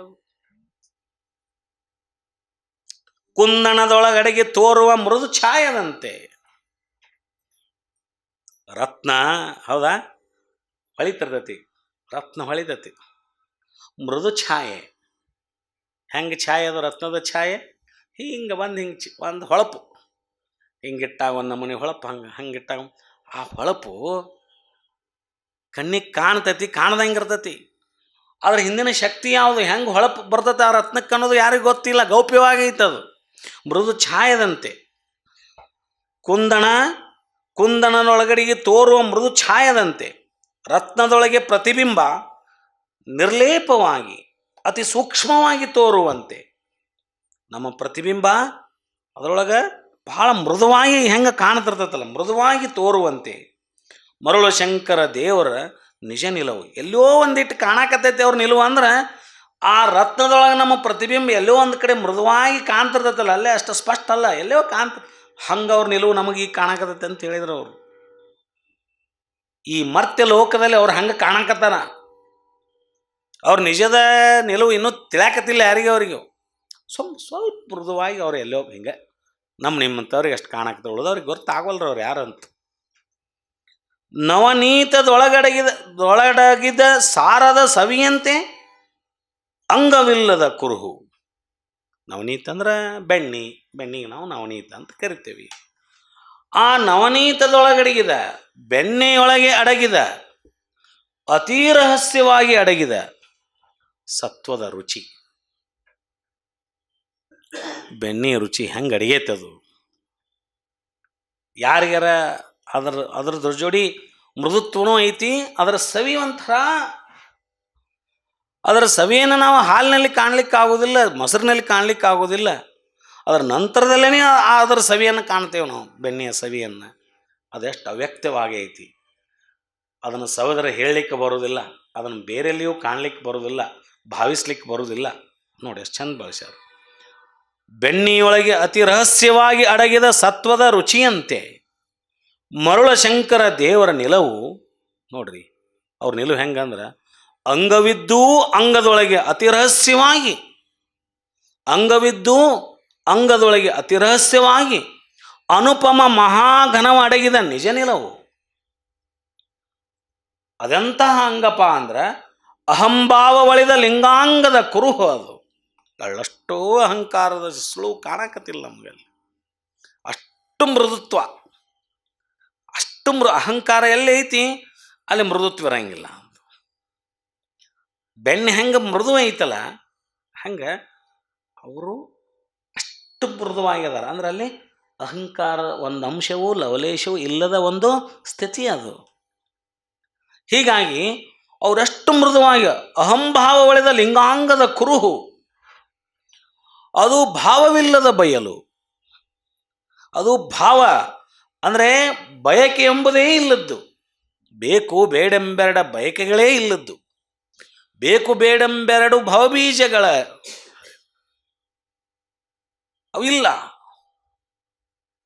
ಬೇಕು ಬೇಡೆಂಬೆರಡ ಭವಬೀಜಗಳನ್ನು ಹರಿದು ಇದ್ದಂತಹ ಭಾವ ಬಯಲು, ಭಾವದಲ್ಲಿ ಬಯಕೆವೆಂಬುದೇ ಇಲ್ಲ. ಅದು ನಿತ್ಯ ತೃಪ್ತಿಯ ನೆಲೆ, ನಿತ್ಯ ತೃಪ್ತಿಯ ನೆಲೆ, ಸದಾ ತೃಪ್ತಿ, ಸೆಲ್ಫ್ ಕಂಟೆಂಟ್ಮೆಂಟ್, ಸದಾ ತೃಪ್ತಿ ಭಾವದಲ್ಲಿರ್ತಕ್ಕಂಥ ಸ್ಥಿತಿ ಅದು. ಎಲ್ಲರೂ ಊರಾಗ ಒಬ್ಬೊಬ್ರು ಇಂಥರ ಕಾಣ್ತಿರ್ತಾರೆ ನೋಡ್ರಿ. ನಮ್ಮ ಹಳ್ಳ್ಯಾಗ ರೈತರು ಭಾಳ ಭಾಳ ಭಾಳ ಮಜಾ ಇರ್ತಾರೆ. ಅವ್ರು ಏನೂ ತಲೆ ಕೆಡಿಸೋಂದ್ರೆ ಎಷ್ಟು ಕಾಯ್ಕಕ್ಕೆ ಹೋಗ್ತಾರೆ, ಮನೆಗೆ ಬರ್ತಾರೆ, ಸಂಸಾರದ ಬಂಧನೂ ಇಲ್ಲ, ಏನೂ ಇಲ್ಲ, ಮಕ್ಕಳು ಮರಿ ಏನಾಗುತ್ತೆ, ದೇವ್ರದಾನ್ ಬಿಡ್ರಿ ಅನ್ಕೊಂತ ಹೋಗ್ಬಿಡ್ತಾರೆ. ಭಾಳ ಏನೋ ಚಿಂತೆ ಅವ್ರಿಗೆ ಚಲೋನೇ ಇರ್ತಾರೆ, ಅವ್ರು ಒಳ್ಳೆಯವ್ರು ಎಲ್ಲ. ಅಂಥವ್ರನ್ನೆಲ್ಲರೂ ಒಬ್ಬೊಬ್ರು ಓಣ್ಯಾಗ ನಾವು ಕಾಣ್ತಿರ್ತೇವೆ. ಊರಿಗೆ ಹೋದ ನಮ್ಮ ಊರಾಗ ಒಬ್ಬ ನೋಡ್ತೇನೆ ನಾ ಅಂತ. ಹೆಂಗದ ಆರಾಮ, ಎಲ್ಲರನ್ನೂ ಆನಂದವಾಗಿ ಮಾತಾಡಿಸ್ತಾನೆ, ಎಲ್ಲರೂ ಮಾಡ್ತಾನೆ, ಹೊಲಕ್ಕೆ ಹೋಗ್ತಾನೆ, ರಾತ್ರಿ ಬರ್ತಾನೆ, ಮತ್ತೆ ಮಲಗ್ತಾನೆ. ಎಂಥ ಕಂಟೆಂಟ್ಮೆಂಟ್ ಇರ್ತಕ್ಕಂಥ ವ್ಯಕ್ತಿ ಆತ. ಅವ್ನು ನೋಡಿದ್ರಾಗ ಅನ್ನಿಸ್ತದೆ ನಮ್ಗೆ ಅಷ್ಟು ಏನಿಲ್ಲ, ಎಳ್ಳಷ್ಟು ಏನು ಮನಿದು ಏನು ಜಂಜಾಟಿಲ್ಲ, ಏನಿಲ್ಲ, ನ್ಯಾಯ ಇಲ್ಲ, ನಿಗದಿಲ್ಲ, ಏನೂ ಇಲ್ಲ. ಒಂದು ಹೊಲಕ್ಕೆ ಬುತ್ತಿ ಕಟ್ತಾರೆ, ಹೊಲಕ್ಕೆ ಹೋಗ್ತಾನೆ, ಹೊಲದಿಂದ ಬರ್ತಾನೆ, ಮತ್ತು ಊಟ ಮಾಡ್ತಾನೆ, ಮತ್ತು 4 ಮಂದಿ ಜೋಡಿ ಕುಂತಂಗೆ ಮಾಡಿ ಮತ್ತೆ ಮಲಗಿಬಿಡ್ತಾನೆ. ಯಾವ ಈ ವ್ಯವಸ್ಥೆಯಲ್ಲಿರ್ತಕ್ಕಂಥ ಯಾವ ಘಟನೆಗಳಿಗೂ ಆತ ಭಾಗಿಯಾಗೋದಿಲ್ಲ. ಅಂಥ ಸ್ಥಿತಿ ಅದು ಸೆಲ್ಫ್ ಕಂಟೆಂಟ್ಮೆಂಟ್ ಅಂತ, ನಿತ್ಯ ತೃಪ್ತಿಯ ನಿಲವು. ಅದು ನಮಗೆಲ್ಲ ಹಂಗಿರಕ್ಕೆ ಸಾಧ್ಯ ಇಲ್ಲ, ನಮ್ಗೆ ಸಾಧ್ಯನೇ ಇಲ್ಲ. ಏನರ ಅಂದ್ರೆ ತಲೆಯಾಗ ಏನರ ಒಂದು ಹುಳ ಹೋಗಿರ್ತೈತೆ ನಮಗೆ. ಹಂಗೆ ಆಕಾತ್ ಹಿಂಗೆ ಆಗತ್ತೆ, ಅವ್ರು ಯಾಕೆ ಮಾತಾಡ್ಸಲ್ಲ, ಇವ್ರು ಯಾಕೆ ಮಾತಾಡ್ಸಲ್ಲ. ಅವರೆಲ್ಲಿ ಹೋದ್ರಿ ಕುಂತ್ರಿ ಇಲ್ಲ ನಿಂತ್ರಿ ಇಲ್ಲ, ನೆಮ್ಮದಿ ಇಲ್ಲ ನಮಗೆ. ಅವ ಮಾತಾಡ್ಸಿದಿಲ್ಲ, ಇವತ್ತು ಮಾತಾಡಿಸಿಲ್ಲ ಅಂದ್ರೆ ಯಾಕೆ ಮಾತಾಡಿಸಿದ್ರೆ ಯಾಕೆ ಮಾತಾಡಿಸಿದ ಎರಡೂ ವಿಚಾರ ಮಾಡ್ಕೊಂತಾರೆ ಅವ್ರು. ನಾವು ನೀನು ಮಾತಾಡಿಸಿದ್ದಿಲ್ಲ, ಇವತ್ತು ನೀನು ಮಾತಾಡಿಸಿಲ್ಲ ಅನ್ನೋದಕ್ಕೂ ವಿಚಾರ ಮಾಡ್ತೀವಿ. ಇವತ್ತು ಬಂದು ಮಾತಾಡ್ಸ್ತಾನೋ ಅಲ್ಲಿ ಒಂದು ನೋಡಿ ಮಾತಾಡಿಸಿದ್ರೆ ಮತ್ತು ಇವತ್ತು ಮಾತಾಡಿಸಿದ ಅಂತ ವಿಚಾರ ಮಾಡ್ತೀವಿ ನಾವು. ಎರಡಕ್ಕೂ ನಮಗೆ ಸಮಾಧಾನ ಇಲ್ಲದ ಸ್ಥಿತಿಯೊಳಗೆ ನಾವು ಬದುಕಾಕತ್ತೇವಿ. ಆದ್ರೆ ಅವ್ರು ಹಂಗಿಲ್ಲ ಅಂತ ನಿತ್ಯ ತೃಪ್ತಿಯ ಸ್ಥಿತಿ ನಿರಂತರ. ಈ ನಿಲುವು ಮುಟ್ಟೋದು ಭಾಳ ಅಂದ್ರೆ ಭಾಳ ರೇರೆಸ್ಟ್ ಆಫ್ ದ ರೇರ್ ಇದು. ಹಿಂಗಿರಾಕೆ ಹೆಂಗೆ ಸಾಧ್ಯ ಇದು ಪಾಪ. ಆದುದರಿಂದ ಭಾವವೆಂಬುದಿಲ್ಲದ ಬಯಲ ನಿಲವದು, ಬೆಳಗನರಿಯದ ಜ್ಯೋತಿಯ ಕಂಡೆಯ. ಮರುಳಶಂಕರ ದೇವರ ಬಯಲ ನಿಲುವನ್ನು ಭೌತಿಕ ಬೆಳಗಿನ ಹಂಗಿನೊಳಗಿಲ್ಲದು. ಎಲ್ಲರೂ ಈ ಬೆಳಕಿನಾಗ ಅವ್ರನ್ನ ಕಂಡೇನೆ ಅಂದ್ರೆ ಕಾಣೋದಿಲ್ಲ ಅಂತದು ವಿಚಾರ ಮಾಡಿ. ಬೆಳಗನರಿಯದ ಜ್ಯೋತಿಯ ಕಂಡೆಯ. ಎಷ್ಟು ದೀಪ ಫ್ಲಡ್ ಲೈಟ್ ಹಚ್ಕೊಂಡು ಹುಡುಕಿದ್ರು ಅವ್ರ ನಿಲುವನ್ನು ಕಾಣಕ್ಕಾಕತ್ತೀನಿ ಅಂದ್ರೆ ಕ್ರಿಕೆಟ್ ಆಡ್ಬೋದು, ಫ್ಲಡ್ ಲೈಟ್ಗೆ ಹಚ್ಕೊಂಡು ನಾವು ಬಾಲ್ ನೋಡಿ ಹೊಡಿಬೋದು, ಬಟ್ ಆ ನಿಲುವು ಕಾಣಕ್ಕೆ ಸಾಧ್ಯ ಇಲ್ಲ ಅಂತ. ಬೆಳಗನರಿಯದ ಜ್ಯೋತಿ ಕಂಡೆಯ ನೀನು. ಈ ಬೆಳಕಿಗೂ ಅದು ಕಾಣಂಗಿಲ್ಲ ಅಂತದು, ಅಂಥ ನಿಲುವು ಅಂತವ್ರದ್ದು. ಈ ಭೌತಿಕ ಜಗತ್ತಿನ ಬೆಳಕಿನ ಹಂಗಿನೊಳಗಿಲ್ಲ, ಅದು ಸ್ವಯಂ ಜ್ಯೋತಿ ಪ್ರಕಾಶದ ನಿಲುವು. ಇಂಥ ಮಹಾಶರಣ ಮರುಳಶಂಕರ ದೇವರ ನಿಲುವು ನೋಡ ಬಸವಣ್ಣ. ಅದೆಂತಹ ಅನುಪಮ, ಅದೆಂತಹ ಅಪರಿಮಿತವೆಂದು ಅಲ್ಲಮ ಪ್ರಭುದೇವರು ಬಸವಣ್ಣನವರಿಗೆ ನಿರೂಪಿಸ್ತಾರೆ. ನಿರೂಪಿಸಿದ ಮೇಲೆ ಮುಂದೆ ಹೇಳ್ತಾರೋ, ಹೀಗೆಂದು ಪ್ರಭುದೇವರು ಬಸವರಾಜ ದೇವರಿಗೆ ಮರುಳಶಂಕರ ದೇವರ ಕುರಿತು ಕೊಂಡಾಡಿ ಹೇಳುತ್ತಿರಲು, ಆ ಮರುಳಶಂಕರ ದೇವರು ಇದನ್ನೆಲ್ಲ ಕೇಳಿಯವರಿಗೆ ಒಂಥರ ಮುಜುಗರ ಆಕತಿ. ಯಾರಿಗೆ? ಮರುಳಶಂಕರ ದೇವರಿಗೆ. ಇಷ್ಟು ಒಮ್ಮೆ ಹಿಂಗೆ ಹೊಗಳಿಸ್ಕೊಂಡವ್ರಲ್ಲ ಅವರು. ಫಸ್ಟ್ ಟೈಮ್ ಹಿಂಗೆ ಹೊರಗೆ ಬಂದು ಹಿಂಗೆಲ್ಲ ಅಂದಾಗ ಪ್ರಭುದೇವ್ರಂತ ಅವ್ರು ಬಸವಣ್ಣವ್ರ ಎದುರಿಗೆ ಈ ರೀತಿ ಅವ್ರ ಕುರಿತು ಹೊಗಳದು ನೋಡಿ ಅವ್ರಿಗೆ ಒಂಥರ ಮುಜುಗರ ಹತ್ತಿಬಿಡ್ತೈತಿ ಮರುಳಶಂಕರ ದೇವರಿಗೆ. ಆ ಮರುಳಶಂಕರ ದೇವರು ನಿರಹಂಭಾವದಿಂದ ಭಿನ್ನಯಿಸಿದ ಪ್ರಸ್ತಾವದ ವಚನ. ಅದಕ್ಕೆ ಮರುಳಶಂಕರ ದೇವರು, ನಾನೇನು ಮಹಾಘನ ಅಲ್ರಿಪ್ಪ, ಯಾಕಷ್ಟು ಹೊಗಳಾಕತ್ತೀರಿ ನನ್ನ? ಅತ್ಯಂತ ಭೃತ್ಯ ಭಾವದಿಂದ, ಬ್ಯಾಡ್ರಿಪ್ಪ ನಾ ಅಂಥ ದೊಡ್ಡವಲ್ಲ, ದಯಮಾಡಿ ಹಂಗೆ ಅನ್ನಕ್ಕೆ ಹೋಗ್ಬೇಡ್ರಿಪ್ಪ, ಎಲ್ಲ ದೊಡ್ಡವ್ರದಾರ, ಅವ್ರ ಮುಂದೆ ನನಗೆ ಯಾಕೆ ಹಿಂಗೆ ಅನ್ನಕತ್ತೀರಿ, ನನಗೆ ಮುಜುಗರ ಮಾಡಾಕತ್ತೀರಿ ಅನ್ನೋ ಅರ್ಥದಲ್ಲಿ ಅವರು ಅತ್ಯಂತ ಭೃತ್ಯ ಭಾವದಿಂದ ಏನು ಹೇಳ್ತಾರಂದ್ರೆ ಅವರು ಮರುಳಶಂಕರ ದೇವರು, ನೋಡ್ರಿ, ಸಿಂಬಿಗೆ ರಂಭೆತನ ಉಂಟೆ ಅಂತ ಪ್ರಶ್ನೆ ಮಾಡ್ತಾರೆ. ಸಿಂಬಿಗೆ ರಂಭೆತನ ಉಂಟೆ, ಸಂಭ್ರಮ ಒಳಿದುದಕ್ಕೆ ನವರಸದಂಗದ ಕಳೆಯುಂಟೆ, ಡಿಂಗರಿಗಂಗೆ ಸಮವೆಂಬ ಸಂಭ್ರಮ ಉಂಟೆ, ಪರುಷದ ದೆಸೆಯಿಂದ ಪಾಷಾಣದ ಕುಲ ಹರಿವಂತೆ ನೀ ಬಂದೆಯಲ್ಲ. ಪ್ರಭುದೇವರಿಗೆ ಹೇಳ್ತಾರ ಅವರು. ಶುದ್ಧ ಸಿದ್ಧ ಪ್ರಸಿದ್ಧ ಪ್ರಸನ್ನ ಪ್ರಭುವೇ, ಅವ್ರ ಅಂಕಿತನಾಮನೇ ಅದು. ಶುದ್ಧ ಸಿದ್ಧ ಪ್ರಸಿದ್ಧ ಪ್ರಸನ್ನ ಪ್ರಭುವೇ, ಶಾಂತ ಮಲ್ಲಿಕಾರ್ಜುನ ದೇವಯ್ಯ, ಪ್ರಭುದೇವರ ಕಾರುಣ್ಯದಿಂದ ನಾನು ಬದುಕಿದೆನು. ಹಿಂಗೆ ಹೇಳಬೇಡ್ರಪ್ಪ, ನಾ ದೊಡ್ಡವಲ್ಲ. ಹೇಳಿದ್ರು ಅವರು. ಸಿಂಬೆಗೆ ರಂಭೆತನ ಉಂಟೆ, ಸಾಮಾನ್ಯ ಸ್ತ್ರೀ, ಅರಮನೆ ಇರ್ತಕ್ಕಂಥ ನೀರು ಮತ್ತೊಂದು ಕೆಲಸ ಮಾಡ್ತಕ್ಕಂಥ ದಾಸಿ ಅಂತ ಅನ್ಕೊಳ್ರಿ, ನಡೀತೈತಿ. ಹೆಣ್ಮಗಳು ಅವಳು ಸುಂದರವಾಗಿ ಇರೋ ಹೆಣ್ಮಗಳಂತ ತಿಳ್ಕೊರಿ, ಏನು ಪ್ರಶ್ನೆ ಇಲ್ಲ, ಹೌದಾ? ಆ ಸಾಮಾನ್ಯ ಸ್ತ್ರೀಗೂ ಸಿಂಬೆಗೆ ರಂಭೆತನ ಉಂಟೆ, ದೇವಲೋಕದಲ್ಲಿರ್ತಕ್ಕಂತಹ, ಹೌದಾ, ರಂಬೆ ಮೇನಕೆ, ಶಿಲೋತ್ತಮೆ ಅಂತ ಏನೋ ನಾವು ಕರಿತೀವಲ್ಲ, ಅವು ಆ ದೇವಲೋಕದ ಕನ್ಯೆಯರಿಗೂ ಮತ್ತು ಈ ಸಾಮಾನ್ಯ ಸ್ತ್ರೀಗೆ ಏನಾರು ಹೊಲ್ಸಕ್ಕಾಗತ್ತ ಅನ್ನೋ ಅರ್ಥದಲ್ಲಿ ಅವ್ರು ಹೇಳಾಕತ್ತಾರ. ಸಿಂಬೆಗೆ ರಂಭೆತನ ಉಂಟೆ, ಸಾಮಾನ್ಯ ಸ್ತ್ರೀಗೂ ಸುರಸುಂದರಿಯಾದ ಸುರಲೋಕದ ಅಪ್ಸರೆ ಸ್ಥಾನವನ್ನು ಅಲಂಕರಿಸಿದಂತಹ ಆ ರಂಭೆಗೂ ಮೇನಕೆಗೂ ಹೋಲಿಸ್ಲಿಕ್ಕಾಗತ್ತಾ? ಆ ಪ್ರಶ್ನೆಗೆ ಅಪ್ಸರೆಯ ಸ್ಥಾನಮಾನಗಳುಂಟೆ? ಇಲ್ರಿಪ್ಪ, ನೀವು ಹೇಳಿದಷ್ಟು ನಾವು ದೊಡ್ಡವರಲ್ಲ ಅಂತ ಹೇಳ್ಕೊಳಕತ್ತಾರ ಅವರು. ಸಂಭ್ರಮ ಒಳಿದುದಕ್ಕೆ ನವರಸದಂಗದ ಕಳೆಯುಂಟೆ, ನವರಸಗಳ ಅಂತಂದ್ರೆ ಇಲ್ಲಿ ಶೃಂಗಾರ, ಹಾಸ್ಯ, ಕರುಣ, ರೌದ್ರ, ವೀರ, ಭಯಾನಕ, ಬೀಭತ್ಸ, ಅದ್ಭುತ ಮತ್ತು ಶಾಂತವೆಂಬ 9 ರಸಗಳು ನವರಸಗಳು. ಈ ಶರೀರಕ್ಕೆ ಮುಪ್ಪು ಆವರಿಸಿದ ಮ್ಯಾಲ ಈ ನವರಸದ ಅರ್ಭಟ ಏನ್ರ ಇರ್ತತಿನೋ ಅಂತ ಕೇಳ್ತಾರ ಅವರು. ಈ ಶರೀರಕ್ಕೆ ಮುಪ್ಪು ಆವರಿಸಿ ಬದುಕಿನ ವಿಲಾಸ ಸಂಭ್ರಮ ಒಳಿದ ಮೇಲೆ ಆ ಅಂಗದಲ್ಲಿ ನವರಸವುಳ್ಳ ಅಂಗದ ಕಳೆಯುಂಟೆ? ಇಲ್ಲಪ್ಪ, ನವರಸ ಇಲ್ಲನ ಅಲ್ಲೇ ಶರೀರದೊಳಗೆ ಅದಾವ ಖರೆ, ಅದರ ಕಳೆ ಏನಾದರೂ ಐತೆನ ಅದ್ರೊಳಗೆ? ಇಲ್ಲ. ಯಾಕೆ ಮುಪ್ಪು ಆವರಿಸಿಬಿಟ್ಟೈತಿ ಈ ಶರೀರದೊಳಗೆ. ಆ ರೀತಿ ನವರಸಗಳಿದ್ರೂ ಕೂಡ ಅದರ ಕಳೆ ಇರ್ಲಿಕ್ಕೆ ಸಾಧ್ಯನೋ? ಉದಾಹರಣೆ ಕೊಡಕತ್ತಾರ ಅವರು. ಡಿಂಗರಿಗಂಗೆ ಸಮವೆಂಬ ಸಂಭ್ರಮ ಉಂಟೆ. ಡಿಂಗರಿಗಂದ್ರೆ ಸೇವಕ ಅನ್ನೋ ಅರ್ಥದಲ್ಲಿ ಇರ್ತಾರೆ. ಬಡ ಸೇವಕನಿಗೆ ಒಡೆಯನ ಸಮಾನವಾಗಿದ್ದೇನೆಂಬ ಸಂಭ್ರಮ ಸಡಗರ ಎಂದರ ಉಂಟನೋ? ಇಲ್ಲ. ಸದಾ ಒಡೆಯನ ಜೊತೆ ಇರ್ತಾನವ ಸೇವಕ. ಆ ಒಡೆಯ ವಾಸ ಮಾಡ್ತಕ್ಕಂಥ ಅರಮನೆಯೊಳಗೆ ಇರ್ತಾನ ಆ ಸೇವಕ. ಸೇವಕ ಇಲ್ಲ ಅಂದ್ರೆ ಆ ಒಡೆಯನಿಗೆ ಇನ್ನೇನು ಕೆಲಸ ಮಾಡ್ಲಿಕ್ಕೆ ಆಗೋದೇ ಇಲ್ಲ. ಸರಿಸಮವಾಗಿ ಓಡಾಡೋನೆಲ್ಲಾಗ ಓಡಾಡ್ತಾನ. ವಾಸ ಮಾಡೋ ಅರಮನೆಯೊಳಗೆ ಅವನು ವಾಸ ಮಾಡ್ತಾನ. ಅವನು ಆಹಾರವನ್ನ ಉಣ್ತಾನ ಹೆಚ್ಚು ಕಡಿಮೆ. ಆಲ್ಮೋಸ್ಟ್ ಅವ ಸರಿಸಮಾನವಾಗಿ ಅದಾನಂತ ಅನ್ಕೊಂಡ್ರು ಕೂಡ ಭಾವದೊಳಗೆ ಆ ಸೇವಕ ಎಂದರ ಒಡೆಯನ ಸಮ ಆಗಕ್ಕೆ ಸಾಧ್ಯನೋ ಅಂತ ಕೇಳ್ತಾನೆ. ಎಂಥ ಮಾತು ನೋಡ್ರಿ ಅದು.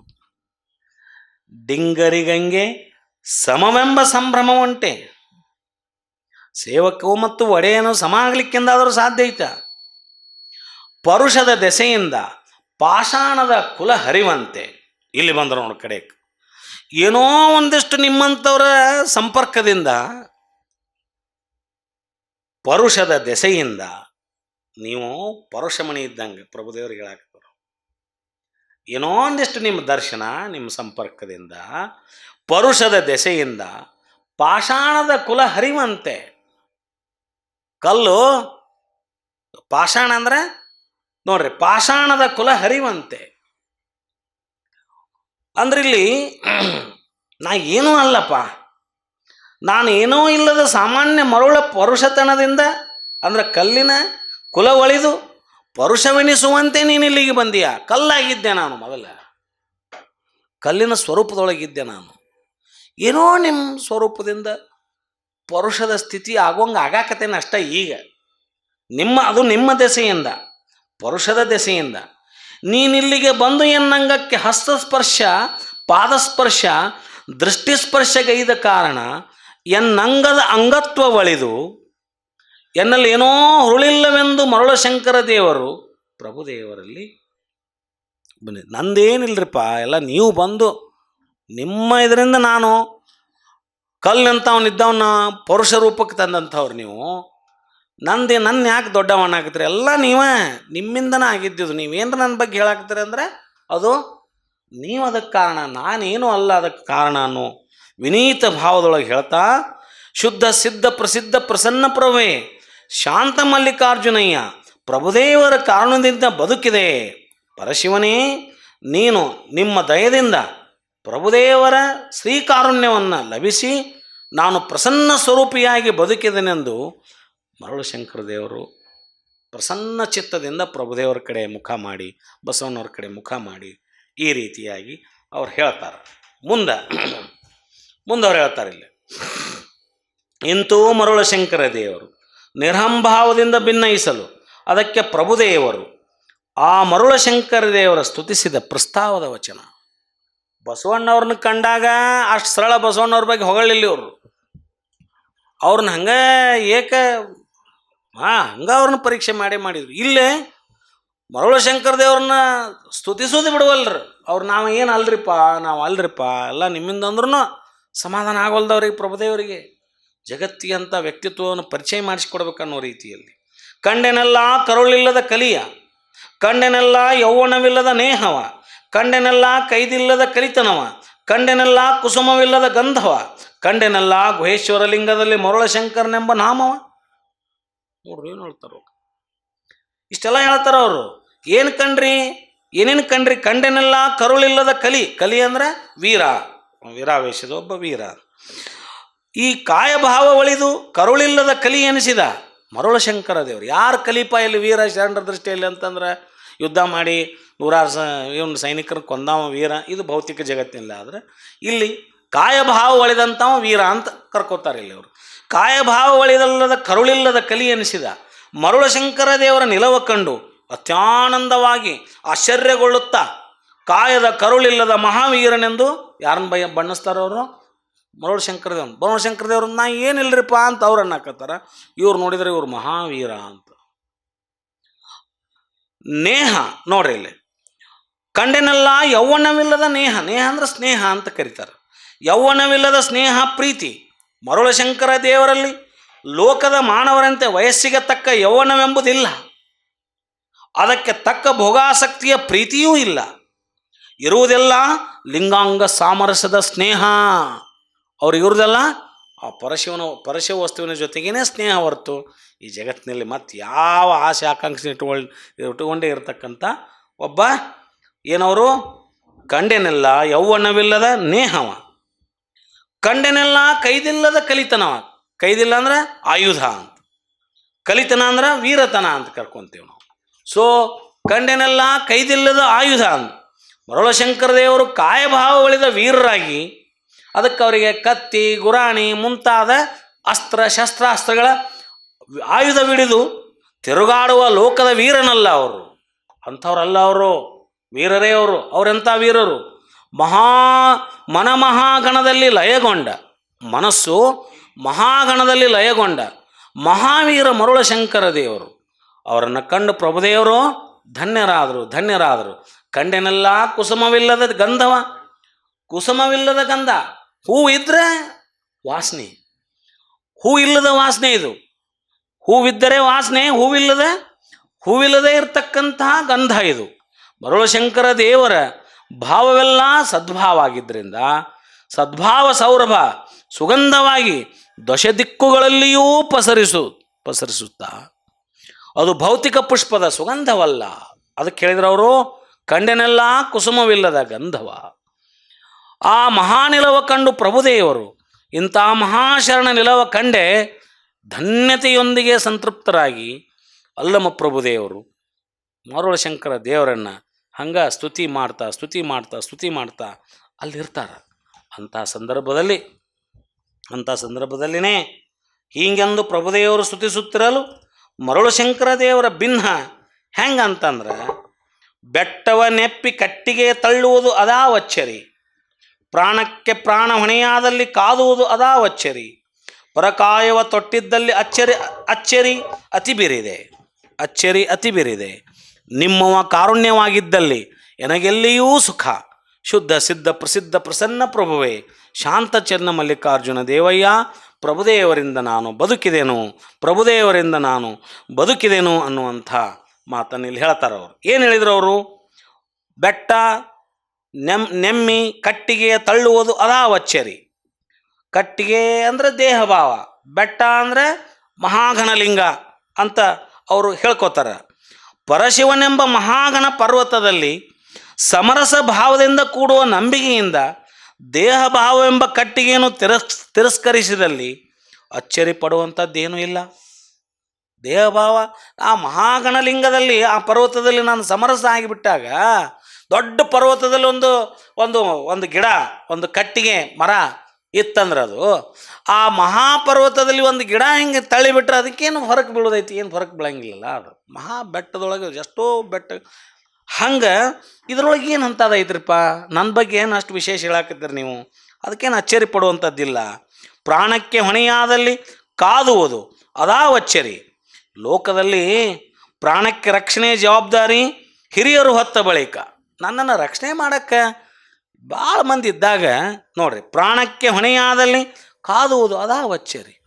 ನನ್ನನ್ನು ರಕ್ಷಣೆ ಮಾಡೋ ಜವಾಬ್ದಾರಿ ಬೇರೆಯವರು ಹೊತ್ತ ಬಳಿಕ ನಾವಿನ್ನು ನಮ್ಮ ರಕ್ಷಣೆಗೋಸ್ಕರ ನಾವು ಯಾಕೆ ಕಾದಾಡಬೇಕು? ಅದ್ರಾಗ ಏನು ಅಚ್ಚರಿ ಐತಿ? ನನ್ನ ಹೊಣೆಯೆಲ್ಲ ನೀವು ವಹಿಸ್ಕೊಂಡು ಬಿಟ್ಟಿರಿ, ನಾ ಏನು ಮಾಡೋದೈತೆ ಅದ್ರಾಗ ಅನ್ನೋ ಭಾವದಲ್ಲಿ ಅವ್ರವ್ರಿಗೆ ಹೇಳಕತ್ರು. ಆ ನಂತರದಲ್ಲಿ ಪರಕಾಯವ ತೊಟ್ಟಿದ್ದಲ್ಲಿ ಅಚ್ಚರಿ ಅತಿ ಬಿರಿದೆ. ಅತಿ ಬಿರಿದು ಅಂತಂದರೆ ಕಠಿಣ ಅನ್ನೋ ಅರ್ಥದಲ್ಲಿ ಬರ್ತಾರವರು. ಈ ಕಾಯ ಪರಶಿವನ ಪ್ರಸಾದ ಕಾಯ, ಪ್ರಸಾದ ಕಾಯವ ಹೊತ್ತು ಪರಮ ಸುಖಿಯಾಗುವುದರಲ್ಲಿ ಅಚ್ಚರಿ ಪಡುವಂಥದ್ದೇನಿಲ್ಲ. ಅದು ಪ್ರಸಾದ ಕಾಯ ಇರೋದ್ರಿಂದ ನಂದೇನೈತೆ ಅದ್ರಾಗ, ಅದಕ್ಕೆ ಯಾಕೆ ಆಶ್ಚರ್ಯ ಪಡ್ತೀರಿ ನೀವು? ನಿಮ್ಮವ ಕಾರುಣ್ಯವಿದ್ದಲ್ಲಿ ನನಗೆಲ್ಲಿಯೂ ಸುಖ. ನೀವು ನಮ್ಮ ಜೊತೆಗಿದ್ದಾಗ, ನಿಮ್ಮ ಕರುಣೆ ನಮ್ಮ ಜೊತೆಗಿದ್ದಾಗ ನಾ ಎಲ್ಲಿದ್ರೇನು ಹೆಂಗಿದ್ರೇನು ಸದಾ ಸುಖಿಯಾಗಿರ್ತೇನೆ, ನನಗೆ ಯಾವ ಚಿಂತೆನೇ ಇಲ್ಲ ಅನ್ನೋ ಅರ್ಥದಲ್ಲಿ ಅವ್ರು ಹೇಳಾಕ್ತಾರೆ. ಈ ರೀತಿಯಾಗಿ ನಿಮ್ಮನ್ನೇ ನಾನು ನಿಮ್ಮನ್ನೇ ನೆನೆಯುತ್ತಾ ನನ್ನ ಮಾರ್ಗದರ್ಶಕರಾಗಿ, ನನ್ನ ಗುರುಗಳಾಗಿ, ನನ್ನ ಅತ್ಯಂತ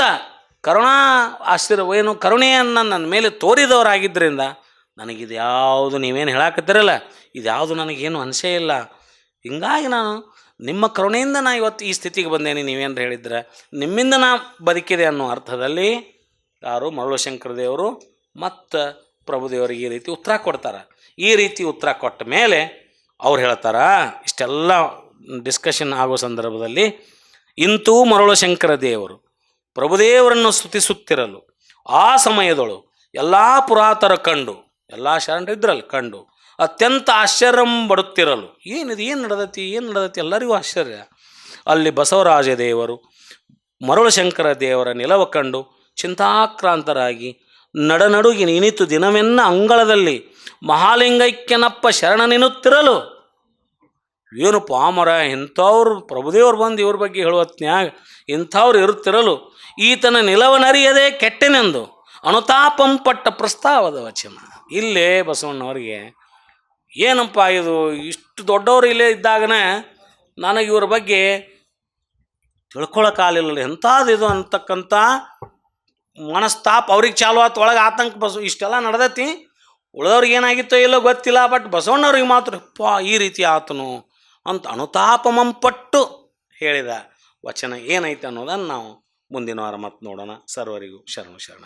ಇಂದಿನ ಶೂನ್ಯ ಸಂಪಾದನೆಯ ಅನುಭವ ಮಾಲಿಕೆಯ 83ನೇ ಉಪನ್ಯಾಸದಲ್ಲಿ ಅತಿ ಸರಳವಾಗಿ ಅರ್ಥಪೂರ್ಣವಾಗಿ ಮರುಳಶಂಕರ ದೇವರು 10-12 ವರ್ಷಗಳಿಂದ ಕಲ್ಯಾಣದಲ್ಲಿದ್ದು ಯಾರು ಸಂಪರ್ಕದಲ್ಲಿ ಬರದಿದ್ದಾಗ ಪ್ರಭುದೇವರು ಬಂದು ಅವರನ್ನು ಗುರುತಿಸಿ, ಆಗ ಮರುಳಶಂಕರ ದೇವರು ಹೊರಗಡೆ ಬಂದು ನಾನು ತಾಯಿಯ ಗರ್ಭದಲ್ಲಿದ್ದು ಈಗ ಹೊರಗಡೆ ಬಂದೆ ಎಂಬ ಭಾವವನ್ನು ವ್ಯಕ್ತಪಡಿಸಿ ಇದನ್ನು ಅತಿ ಸರಳವಾಗಿ ನಮ್ಮ ಮುಂದೆ ನಡೆದ ಘಟನೆಯ ರೀತಿಯಲ್ಲಿ ವಿವರಿಸಿದ್ದಕ್ಕಾಗಿ ಇವತ್ತು ಉಪನ್ಯಾಸ ನೀಡಿದ ಡಾಕ್ಟರ್ ಶಂಭು ಹೆಗಡಾಳ್ ಅವರಿಗೆ ಅನಂತ ಶರಣಾರ್ಥಿಗಳು. ಇನ್ನು ಈ ಕಾರ್ಯಕ್ರಮದಲ್ಲಿ ಶಾಂತಚಿತ್ತರಾಗಿ ಈ ಉಪನ್ಯಾಸವನ್ನು ಆಲಿಸಿದ ನಿಮಗೂ ಹಾಗೂ ಆನ್ಲೈನ್ ಮೂಲಕ ವೀಕ್ಷಿಸಿದ ಎಲ್ಲರಿಗೂ ಶರಣಾರ್ಥಿಗಳು. ಇಂದು ನಾಳೆ ಮತ್ತು ನಾಡಿದ್ದ ಕಾರ್ಯಕ್ರಮದ ವಿವರ ಇಂತಿದೆ. ನಾಳೆ 1ನೇ ತಾರೀಕು ಮಾರ್ಚ್ 1ನೇ ತಾರೀಕು ಬಸವ ಸಮಿತಿ ಬೆಂಗಳೂರು ಕಲಬುರಗಿ ವತಿಯಿಂದ ಲಿಂಗೈಕ್ಯ ಶ್ರೀ ಸಿದ್ದರಾಮಪ್ಪ ಸಿದ್ದಬಸಪ್ಪ ಅಂಗಡಿ ಮತ್ತು ಲಿಂಗೈಕ್ಯ ಸುಮಿತ್ರಾದೇವಿ ಸಿದ್ದರಾಮಪ್ಪ ಅಂಗಡಿ ಸ್ಮರಣಾರ್ಥ ಅರಿವಿನ ಮನೆ 890ನೇ ಕಾರ್ಯಕ್ರಮ. ಈ ಕಾರ್ಯಕ್ರಮದ ದತ್ತಿ ದಾಸೋಹಿಗಳು ಡಾಕ್ಟರ್ ಜಯಶ್ರೀ ದಂಡೆ ಹಾಗೂ ಪರಿವಾರದವರು. ಹಾಗೂ ಸೋಮವಾರದ ಕಾರ್ಯಕ್ರಮ ಬಸವ ಸ್ತೋತ್ರ ತ್ರಿವಿಧಿ ಈ ಸಂಚಿಕೆಯ ಮರುಪ್ರಸಾರವಾಗುತ್ತದೆ. ಇದನ್ನು ನಡೆಸಿಕೊಡುವವರು ಪೂಜ್ಯ ಶ್ರೀ ಶಿವರುದ್ರ ಮಹಾಸ್ವಾಮಿಗಳು, ಅಧ್ಯಕ್ಷರು ಬೇಲಿಮಠ ಮಹಾಸಂಸ್ಥಾನ ಬೆಂಗಳೂರು. ಈಗ ಈ ಕಾರ್ಯಕ್ರಮವನ್ನು ವಚನ ಮಂಗಲದೊಂದಿಗೆ ಮುಕ್ತಾಯಗೊಳಿಸೋಣ. ನಾವು ಅರುಣಾತಾಯಿಯವರಿಗೆ ವಿನಂತಿಸಿಕೊಳ್ಳುತ್ತೇನೆ ವಚನ ಮಂಗಳಕ್ಕೆ.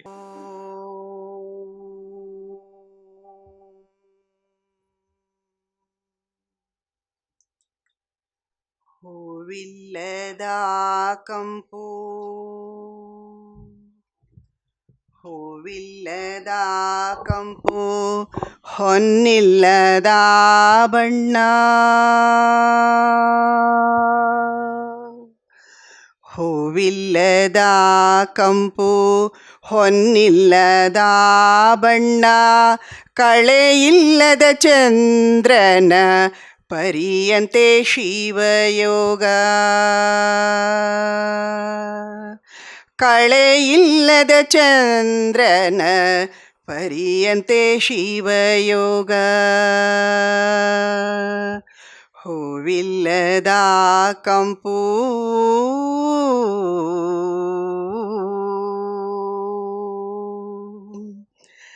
ಕಾಲಿಲ್ಲದ ನಡೆ, ಕಣ್ಣಿಲ್ಲದ ನೋಟ, ಕಾಲಿಲ್ಲದ ನಡೆ, ಕಣ್ಣಿಲ್ಲದ ನೋಟ ಹಾಲಿಲ್ಲದ ತುಪ್ಪದ ಪರಿ ನೋಡ, ನಾಲಿಗೆ ಇಲ್ಲದ ರುಚಿ ಕಿವಿಯಲ್ಲಿ ಕೇಳದೆ, ನಾಲಿಗೆ ಇಲ್ಲದ ರುಚಿ ಕಿವಿಯಲ್ಲಿ ಕೇಳದೆ, ಹೇಳುವ ಪರಿಪರ ಶಿವಯೋಗ. ಹೂವಿಲ್ಲದ ಕಂಪು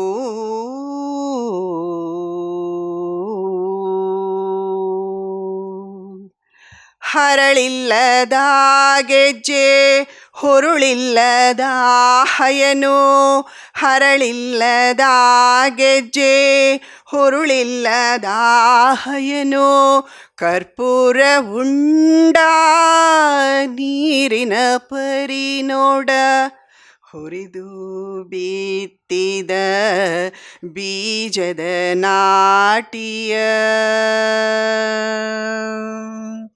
ಹುರಿದು ಬಿತ್ತಿದ ಬೀಜದ ನಾಟಿಯ, ಪರಿಯಂತೆ ಪರ ಶಿವಯೋಗ.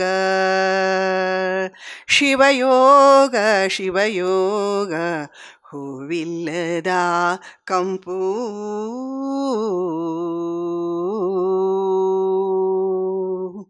ತನುಗುಣಗಳನ್ನು ಅಳಿಯದ ಸಮಾಧಿ, ತನುಗುಣಗಳನ್ನು ಅಳಿಯದ ಸಮಾಧಿ, ಮನವೊಲಿದ್ದು ನೆರೆದ ಆ ಸುಖ, ನಿಮ್ಮ ನೆನೆಯಲರಿಯದೆ ನಿಜ ಗುಣಯೋಗ.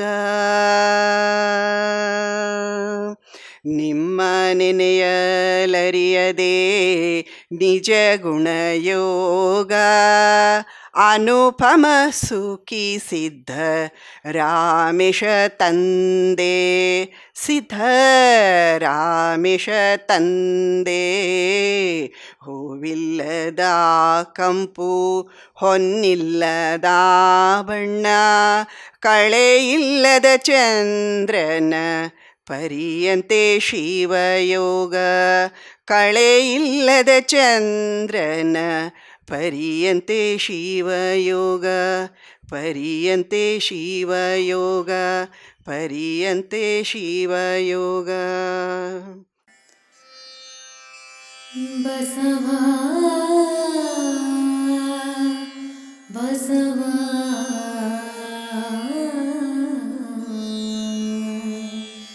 ಬಸವಾ,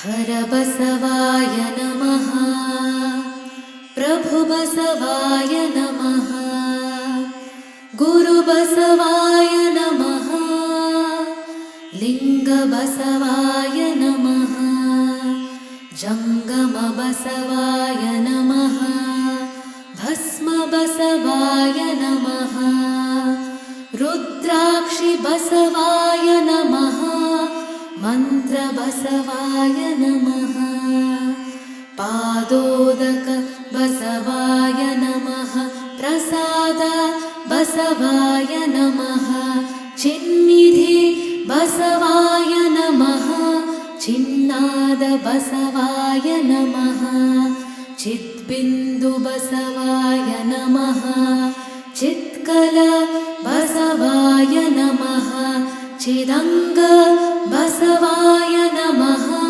ನಿಷ್ಪ್ರಪಂಚ ಬಸವಾಯ ನಮಃ, ನಿರಂಜನ ಬಸವಾಯ ನಮಃ, ನಿರ್ಗುಣ ಬಸವಾಯ ನಮಃ, ನಿತ್ಯತೃಪ್ತ ಬಸವಾಯ ನಮಃ, ಅಕಾರ ಬಸವಾಯ ನಮಃ, ಉಕಾರ ಬಸವಾಯ ನಮಃ, ಮಕಾರ ಬಸವಾಯ ನಮಃ, ನಕಾರ ಬಸವಾಯ ನಮಃ, ಮಕಾರ ಬಸವಾಯ ನಮಃ, ಶಿಕಾರ ಬಸವಾಯ ನಮಃ, ವಕಾರ ಬಸವಾಯ ನಮಃ ಯಕಾರ ಬಸವಾಯ ನಮಃ ಓಂಕಾರ ಬಸವಾಯ ನಮಃ ಹ್ರೀಂಕಾರ ಬಸವಾಯ ನಮಃ ಸಂಗಮೇಶ್ವರ ಬಸವಾಯ ನಮಃ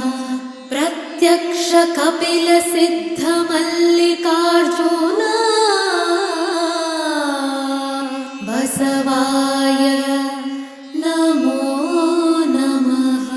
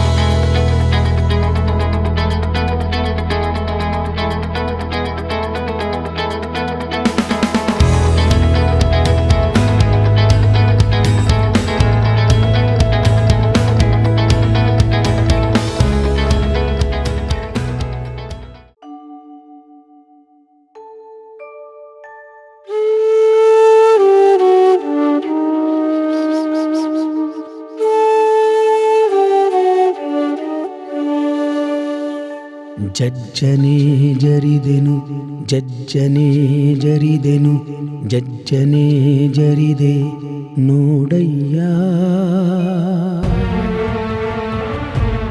ಜಜ್ಜನೆ ಜರಿದೆನು ಜಜ್ಜನೆ ಜರಿದೆನು ಜಜ್ಜನೆ ಜರಿದೆ ನೋಡಯ್ಯ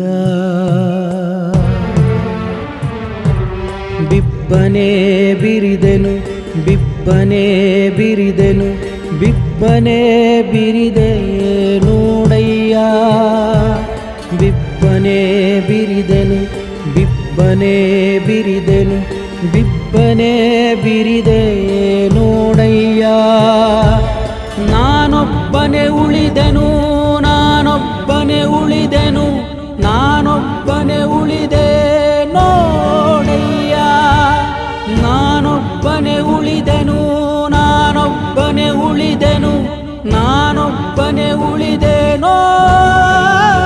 ನೋಡಯ್ಯ ಕೂಡಲ ಸಂಗಮ ದೇವ ಕೂಡಲ ಸಂಗಮ ದೇವ ಕೂಡಲ ಸಂಗಮ ದೇವ